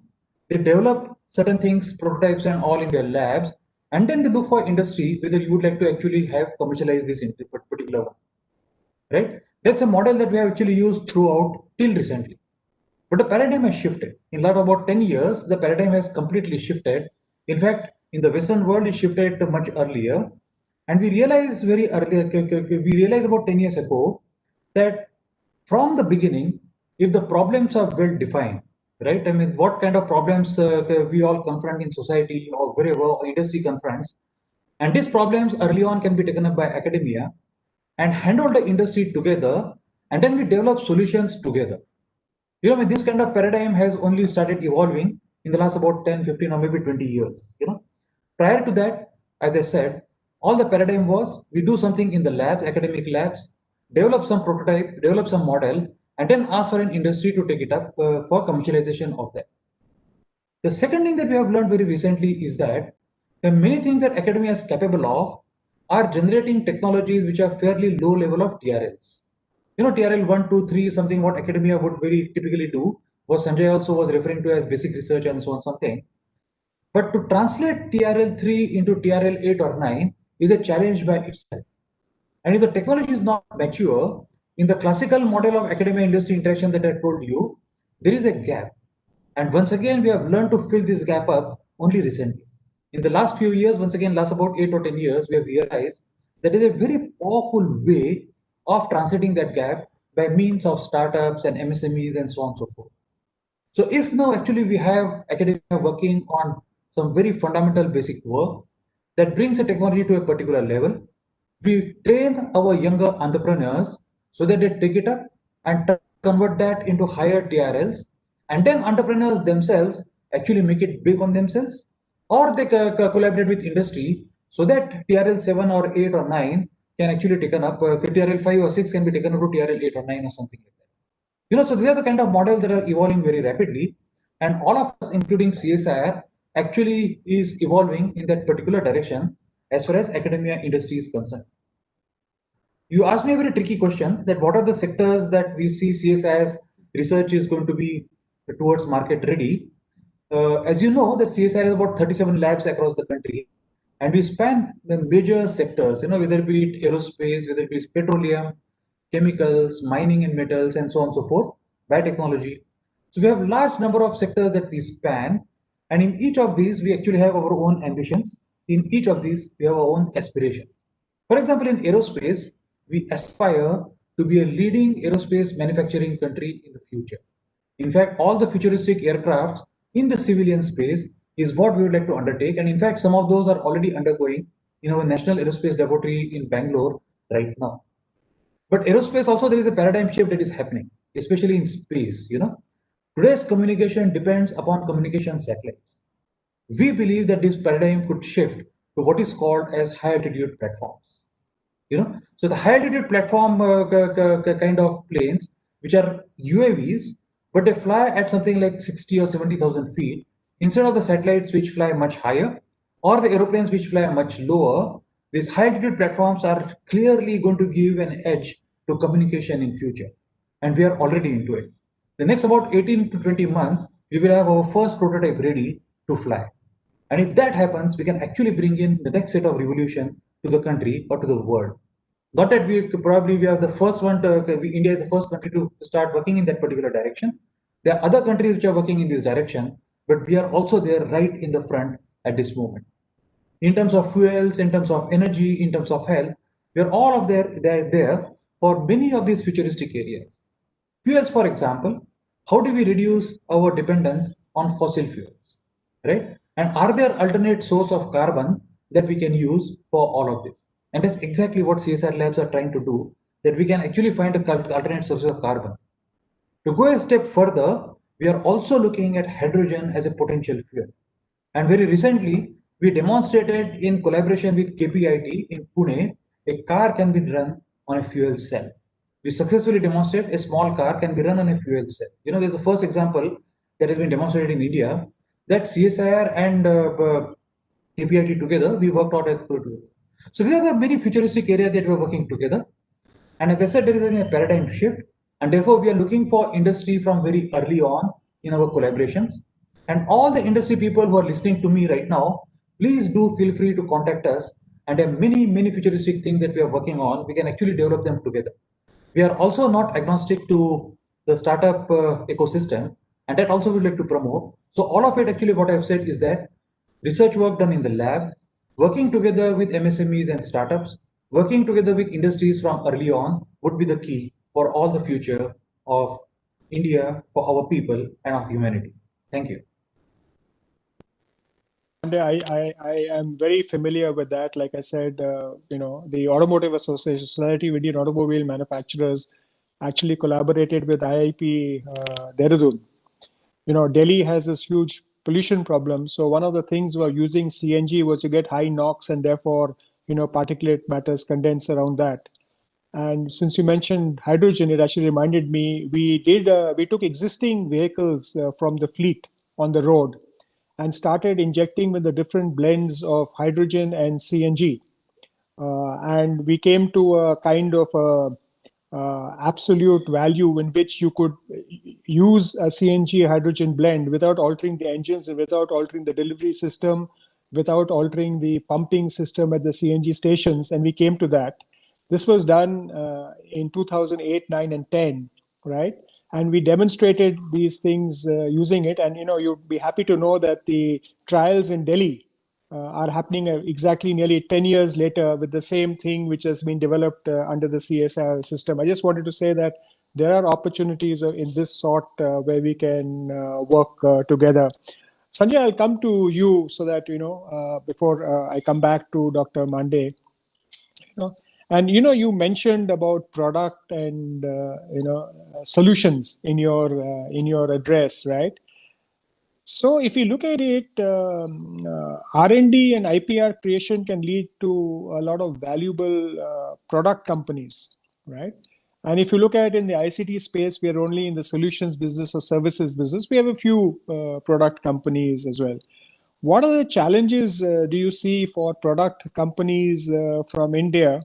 And what is the supportive and collaborative role that government and policymakers to play? So, to go back to your theme of being from consumers to creators. Absolutely. Thanks, Dilip, for that question. It's actually very close to my heart. As Amitabh Kant mentioned earlier, that, just the electronics products that we consume in the country across different verticals is about $300 to $400 billion worth of imports, which will happen if we don't do anything about it. You add on top of that software products that the country consumes, you're talking close to $500 million. And if you actually look at the export opportunity, which could be equivalent amount, you're talking of $1 trillion opportunity that we have available to address. Now, as I said earlier, the good part is, we have all the talent. We have a very large domestic market that can become a initial playground for all the products. But clearly, the fact that we don't have that many companies, there are some challenges. With some of the first-hand experiences that I have personally gone through building a product company, the first and foremost I would say is that product companies or deep tech companies require long-term R&D focus. It's not like a services companies where you can have a bootstrap model, just a different model. You have to put up all the money up front. You have to create the products. You have to solve the technological problem. You have to create something which is very unique or at least reasonably differentiated for the customer to buy. So that's point number one. Second thing, if you're actually building products which have electronic components or a physical hardware component of some kind, although all electronic products have a lot of more software than hardware, but clearly the hardware is the base. Now, hardware is a business of economies of scale. And the problem for startups and smaller companies in India is it's a chicken and egg problem. If you don't get economies of scale, even though you may have the most efficient design, the most optimal product, your per unit cost of the product because of the components that you buy is very, very high. So I think we have to somehow break this chain and actually, work on a strategy using our own domestic market so that the startups can be scaled up to global sizes. So that's, I think, the second problem in terms of economies of scale. The third size is, I think, a little bit of a mindset. I think there's a little bit of I would say, a conditioned or a colonial mindset which still exists in India, unfortunately, where there's because of maybe a lack of brand perception about domestic products, especially in the tech sector, that we think imported products or foreign products are better than Indian products. I think we got to change that. And that change has to come from customer experience. But if we don't give an opportunity for customers to experience the products, they will never be able to change. So I think we really need to work on changing the brand of Indian products, both in India and as well as outside of India. We need to amplify the success stories. Like the IT software industry really has fed on from the success stories of the three big ones, the Infosys, Wipro, and TCS.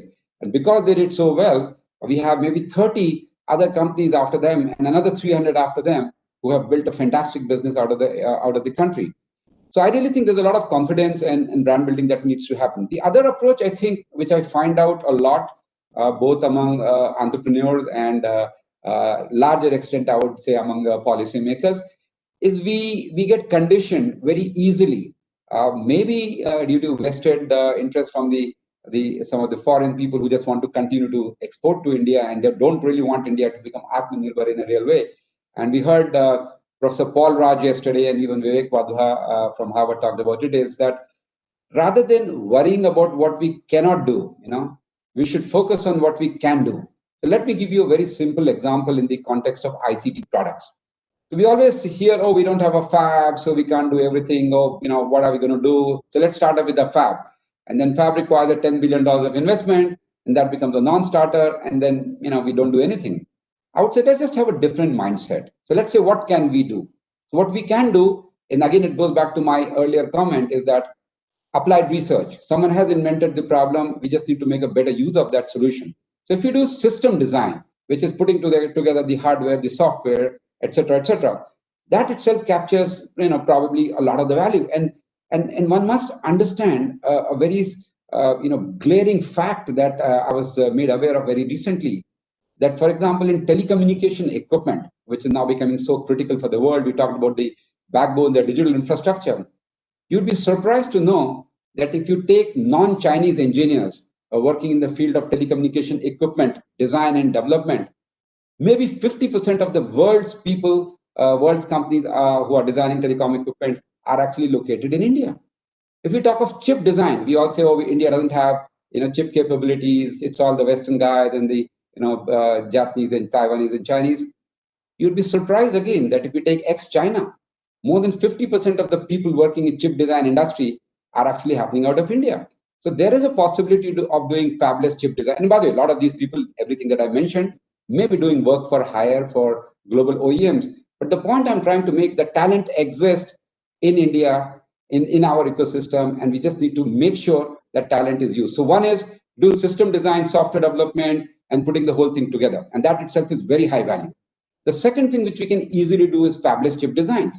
So Qualcomm, for example, doesn't manufacture chips. They outsource the Apple, the A7, A14, which is the latest chip which come inside the iPhone 12, is not manufactured by Apple. Apple just designs the chip, and of course the iPhone.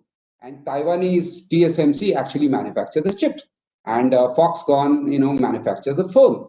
So why can't we create a lot more such companies which can build large amount of value within the country with what we are good at, and not worry about what we don't have?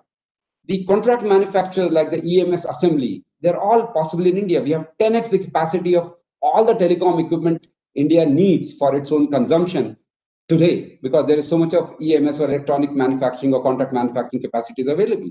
So I think there's a lot which we can do today. So my suggestion would be is make a start. Don't keep debating and discussing that, oh, we don't have this, we don't have that. Make a start. I think that's really what we need to do. Second thing I would say is that we need to do so getting to economies of scale, which is another important issue. So how do we solve that issue? So I think China did it the Huawei way, which is Huawei is pretty much backed by the government of China, and they have all kind of resources available. Similar examples exist in the Western world where private industry is more like the national champion of that country, and they are supported in any which way that a government entity would be supported. So I think we need to change the mindset that private sector, if they're going to be leading all the charge, they need to really build and government needs support. So there could be a collaboration model. So if you take the large IT services companies who are also acting as system integrators, they can take the specialized products from the smaller companies, the startups, and we can create an Indian ecosystem which can be as competitive, as big as a Chinese ecosystem, which is created with a different mindset and different support. Our can be more democratized, it could be more spread out, but still we can have national champions which can do that. So I think this is what we need to do. So coming back to the point that what government needs to do, I would say government has to do something first. I mean, without government support, it's not going to happen. And even if you look at the IT services industry, over a 30-year period, the amount of tax concessions they got probably ran into $100 billion. So I think in a product industry, we at least need to take maybe 10% of that, say $10 billion, and say we're going to put that upfront for creating Indian products for the world, right? And so demand is one thing that the government can control. So there's a preference to make in India policy. I think that policy needs to be really implemented a lot more tightly. We still have a lot of resistance from various government departments not to buy Indian products. They will throw all kind of reasons why it cannot be done, whereas the country's interest should be find a reason why it should be done. And I think that's number one. The second is the PLI policy that Mr. Amitabh Kant talked about, the production-linked incentive. That's a very good policy which should be linked to design-led manufacturing. So companies which do a lot more value addition within the country should get a higher percentage of the production capacity. People who are just doing assembly, for example, should get lesser thing. So I think the PLI policy should be a value addition linked policy, because that's really what matters. Talking about R&D incentives, I think we have a lot of R&D funding available, but I think it's spread out. So a Department of Telecom has funding, MIT has funding, CSIR has funding, DST has funding. I think we need to kind of find a way to pool all the government funding available, and then actually make optimal R&D funding bets, and maybe make it a 1:1 matching bet. Like if a private industry puts $1, the government gives a funding of $1 on the same terms that a venture capital would. But I think we really need to get accelerate the adoption of products. Export promotion is a very big area. We had another session yesterday evening when we talked about how India should really become an export hub for a lot of the countries who have India-like needs. So we have a lot of line of credit available. Maybe at a policy level, government of India should say if digital infrastructure and digital economy is the future, maybe 25% of our total lines of credit that India has will be set aside for ICT projects. So that will create a big demand. We talked about tax incentives. And the last one, which I mentioned earlier in my talk, is that we should acquire IPR or do transfer of technology for a problem which is already solved. So I think in any electronic area or any digital area, when you're going to make a start today, I think there will be background IPR, which Indian government using its entire buying power and regulatory power, should use something called FRAND, which is fair, reasonable, and non-discriminatory basis. We should be able to license such IPR for Indian industry, and this should be a national level effort that should be done. So these are all the things which I feel the government can do. But the good news is there's a huge amount of momentum in everything which I mentioned, and the opportunity to make a difference and actually make a big difference to the $1 trillion digital economy, especially led by high-tech products and solutions, is right in front of us. That's really where I would pause and hand it back to you, Dilip. Thank you, Sanjay, for that answer. I think, both Dr. Mande and me were in a different meeting earlier where they were talking of one nation, one access for scientific journals to reduce the cost. But your FRAN thing is a very different kind of a thing, and actually that could also find space in a policy framework for India where we take that. So thank you for that, detailed answer there. And Dr. Mande, if I can come back to you, and Sanjay, while he was talking about it, talked about demand and said that if we don't be vocal for local, right, then people won't manufacture here. And actually, the recent COVID crisis has proved a very fantastic point, and I would like you to amplify that. If you look at, before when the COVID started, we were not producing PPEs, we were not doing masks, we were not doing sanitizers, no ventilators, right? And now suddenly we are exporting because the government had no option but to buy local because nobody was exporting it. And, that actually created a whole global scale, industry here. So if you look at this type of collaboration, which has become more important when we are faced with situations like COVID, and like to learn from you how the CSR labs responded to the COVID-19 pandemic. What are some of the technologies that have come out from CSR response, and how can we and industry and CSR partner? Some have already been commercialized, but there are others which have not. How could we actually get these into the market through partnership models? And what are some of the types of industries are you looking for in collaboration in the types of research that your labs have done?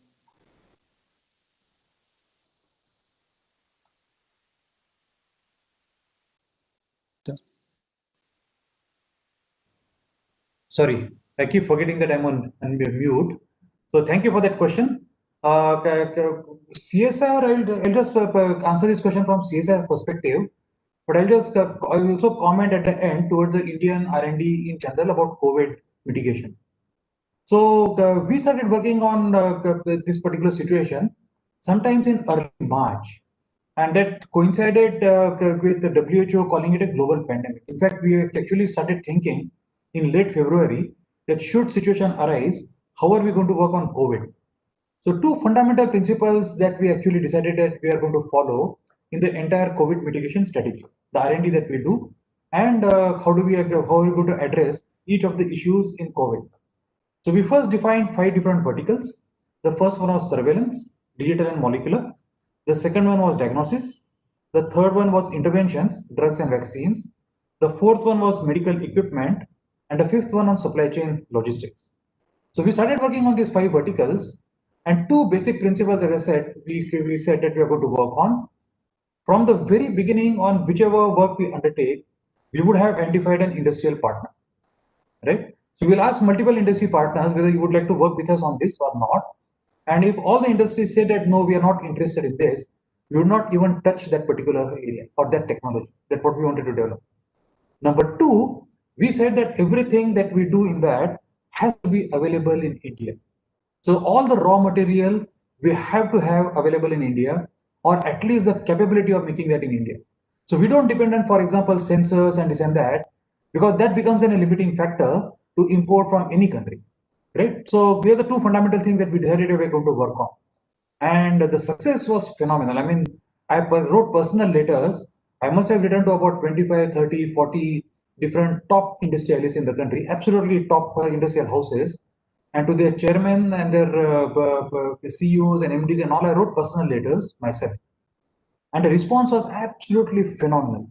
Within 48 hours, I got responses from all top industry leaders in the country that we are with you and let us work together. And what we actually see today is a result of that particular one. The number of technology that have come into the market are for that. For example, we started working on this diagnostic kit, which is CRISPR-Cas based. You would have heard the name CRISPR-Cas that got this year's Nobel Prize also. And our group in Delhi lab, the Institute of Genomics and Integrative Biology, they had been working on CRISPR-Cas in a different context, completely different context. But they realized that this can be actually very quickly modified into a diagnostic kit. So we decided to work on that, and Tata Sons came forward saying that we would like to partner with you on this particular project. And the moment Tata Sons was on board, we knew that we will actually get there.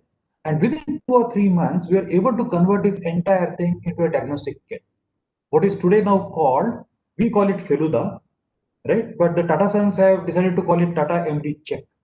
So that is the one that will you will see in the market another only couple of days maybe. It should start selling in the market. And this is a revolutionary technique because it aims to completely replace RT-PCR. On today's date, RT-PCR is considered to be a global standard. But this test is much faster, much cheaper, and as accurate, if not better, than RT-PCR. And this is a truly global technology. This is not an Indian technology alone. This will be global. So Tata's and we also have ambitions to go to all other countries in the Western world and populate this technology so that it can actually replace RT-PCR. This is a fantastic innovation that came in, and we worked with Tata's and we made sure that all the supply chain, everything was worked out. Similarly, we have been traditionally strong in our medicinal aspect. So the generic pharma, for ages we have worked together with Indian generic pharma industry. From the days when HIV drugs were very costly, we started making HIV drugs cheaper in the country, and we have worked very closely with drug companies like Cipla and all. You would be aware of that. Many of the HIV drugs were made by Cipla in partnership with CSIR. And Cipla then started selling it all over the world, especially in sub-Saharan Africa and so on and so forth. So we started working on some of the drugs, once again with the fundamental principle that from beginning there will be an industry and all raw material, APIs and all would be available, or we will have the capability of making that in India. And we work with Cipla, we work with Sun Pharma, we work with Cadila and so on and so forth. So many of those, and the first of the one that hit the market was a drug called Favipiravir. The Favipiravir drug that is used for COVID-19, we approached the DCGI after clinical trials, and we got an emergency use license for that particular one. So Cipla today sells that Favipiravir in the market under the brand name called Ciplinza. It also carries the logo of CSR Lab, Indians of Chemical Technology.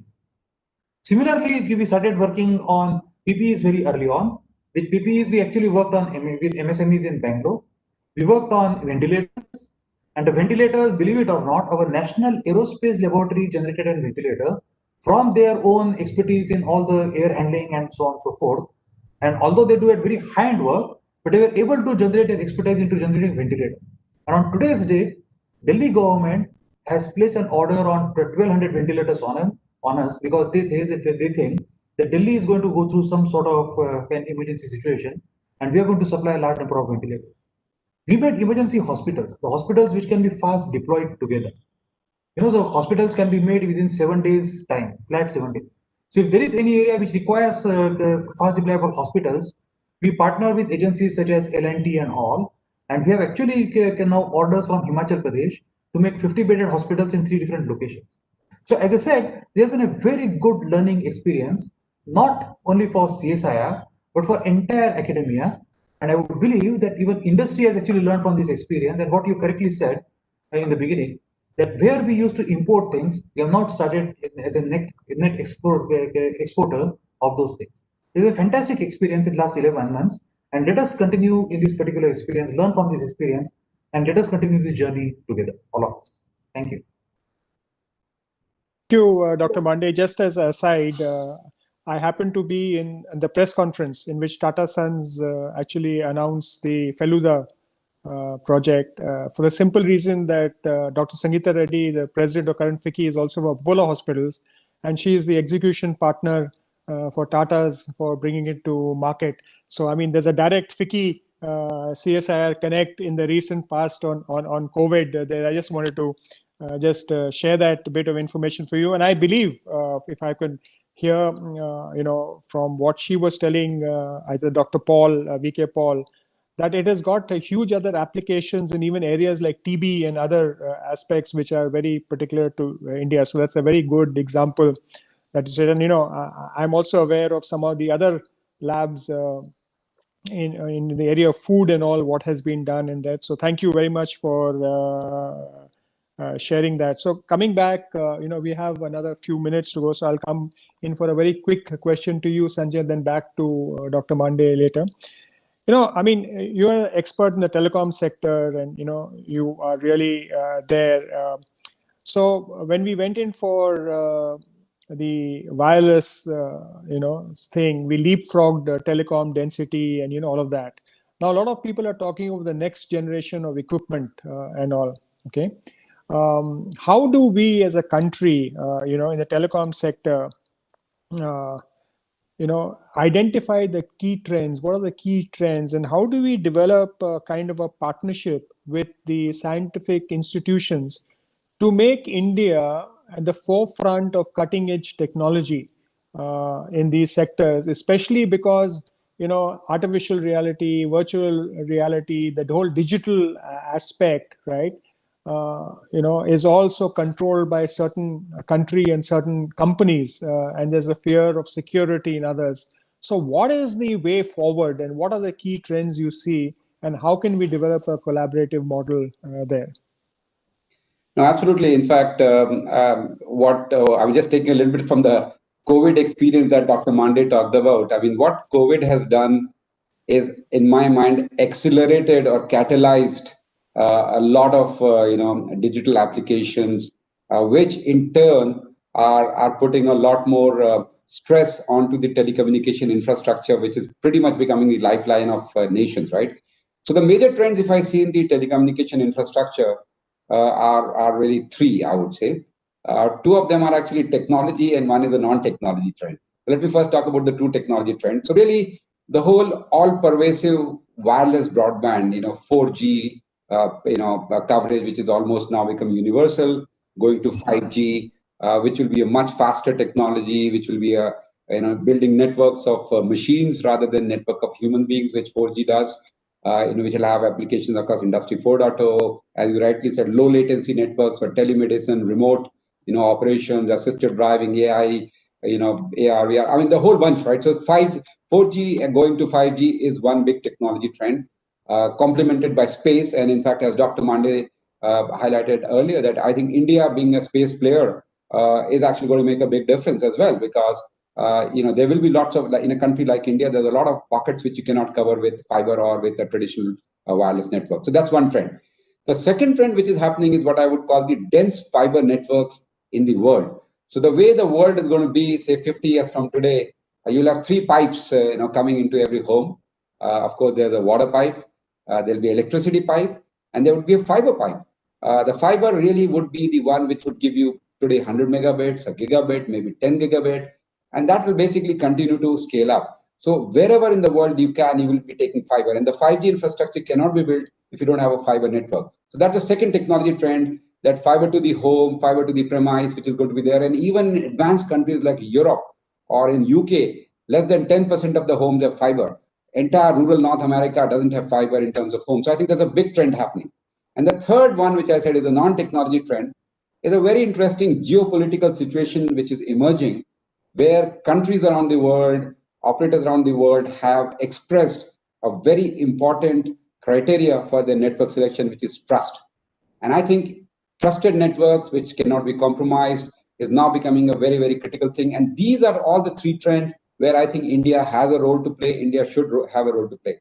Coming back to your second question of the same time, is that we are going to be consuming all of these technologies. Clearly, India will build 5G networks. Fiber to the home, TRAI has said that we have less than 5 million fiber to the home connections today. In the next 3 years, it will be 100 million fiber to the home connections, which is 1 in every 4 households will have it. I think that's one part which is going to happen. So what India needs to do is, if we need to create a lot of ecosystem, and I think the government is very serious, starting from the Prime Minister himself, who has actually expressed a desire that we should really build our own ecosystem for telecom products. So we should not only be building the 5G use cases, which are India specific, which will also be specific for a lot of countries in Africa and many other countries around the world. but we should also be producing a lot of this equipment ourselves. And as I mentioned earlier, the know-how, know-why, the talent is already there. 5G networks also have brought on one very fundamental change, which is called the softwareization of telecom network, which basically means if 25 years back, our telecom equipment had 90% hardware and 10% software, today it's 90% software and 10% hardware. Software is what India's sweet spot is. And I think with softwareization of telecom networks, open architectures, this is another thing which is happening in 5G. All these things are actually pointing us that India should become a player in creating all of these products, which I mentioned earlier, which we can absolutely do. Just the economic impact, by the way, if we don't do our own equipment on 5G, probably over the next 5 to 7 years, we'll import about $200 billion worth of equipment. And I don't think we should be doing that because we can actually export $200 billion in addition to substituting this. So I think this is one part. The way it can be done is you take 5% of what you're going to be importing, put it into upfront R&D, and I think you can create all the products that you need.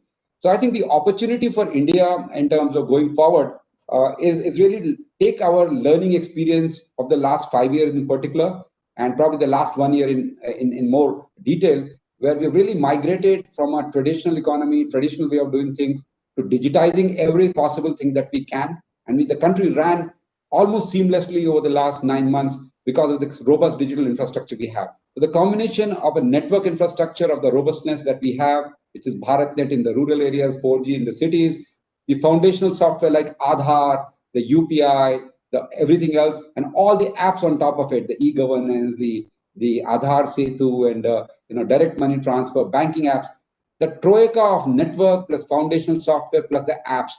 This is a unique thing that India has done, and this has been done at the lowest cost, largest scale, complete trust in local languages. And if India can become the provider of this troika of solutions, the digitalization solution or the digitalization of economy solutions to the rest of the world, we are talking of hundreds of billions of dollars of export opportunity. We are talking of serious engagement where India becomes a strategic partner to many countries who want to learn from India. And this is really an opportunity that we're very excited about. And I think between the academia, the government policy, and the industry, this is ours to lose. And I think we should really make it happen and look forward to such exciting things given the current crisis situation.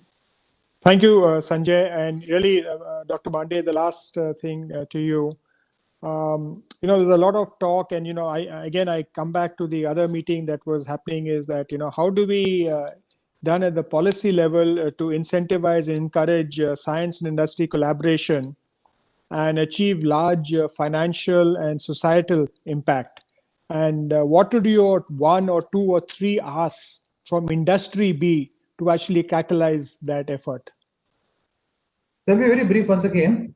See, some of the models that we have not explored till now are now quite useful in the West.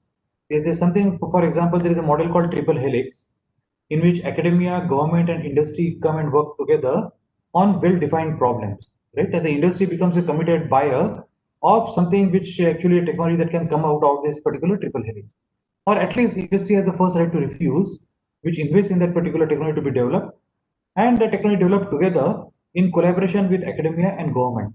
Now, these are the kind of models that we have not explored till now very well. We have started exploring is the early innovation ecosystem, startups and MSMEs and all, and that seems to be pretty much on track, and hopefully it will mature in the coming few years. But what is the urgent need right now is to explore the models of triple helix, in which all of us work together and actually essentially create some sort of an atmosphere where all of us are encouraged to come together and work on commonly defined problems. And I think that would be a very good thing for government to do. That will be a very good thing for industry to do. Thank you. Dr. Pandey, for that. I think this has been a fantastic session. I think just 3 key takeaways. We have the talent, we have the capability, we have shown that there are occasions in a crisis where we can come together to actually be very collaborative, very creative, and meet the needs of the country and the world. And of course, each one of you has given ideas of how we actually take this, whether it be the triple helix, which you talked about, or the vocal for local, which Sanjay talked about, how we can, in the normal situation, work collaboratively to actually enable this thing to go forward. And of course, we would have, just like in Y2K, it's only 10 years ago, where India used the Y2K situation to become a digital leader.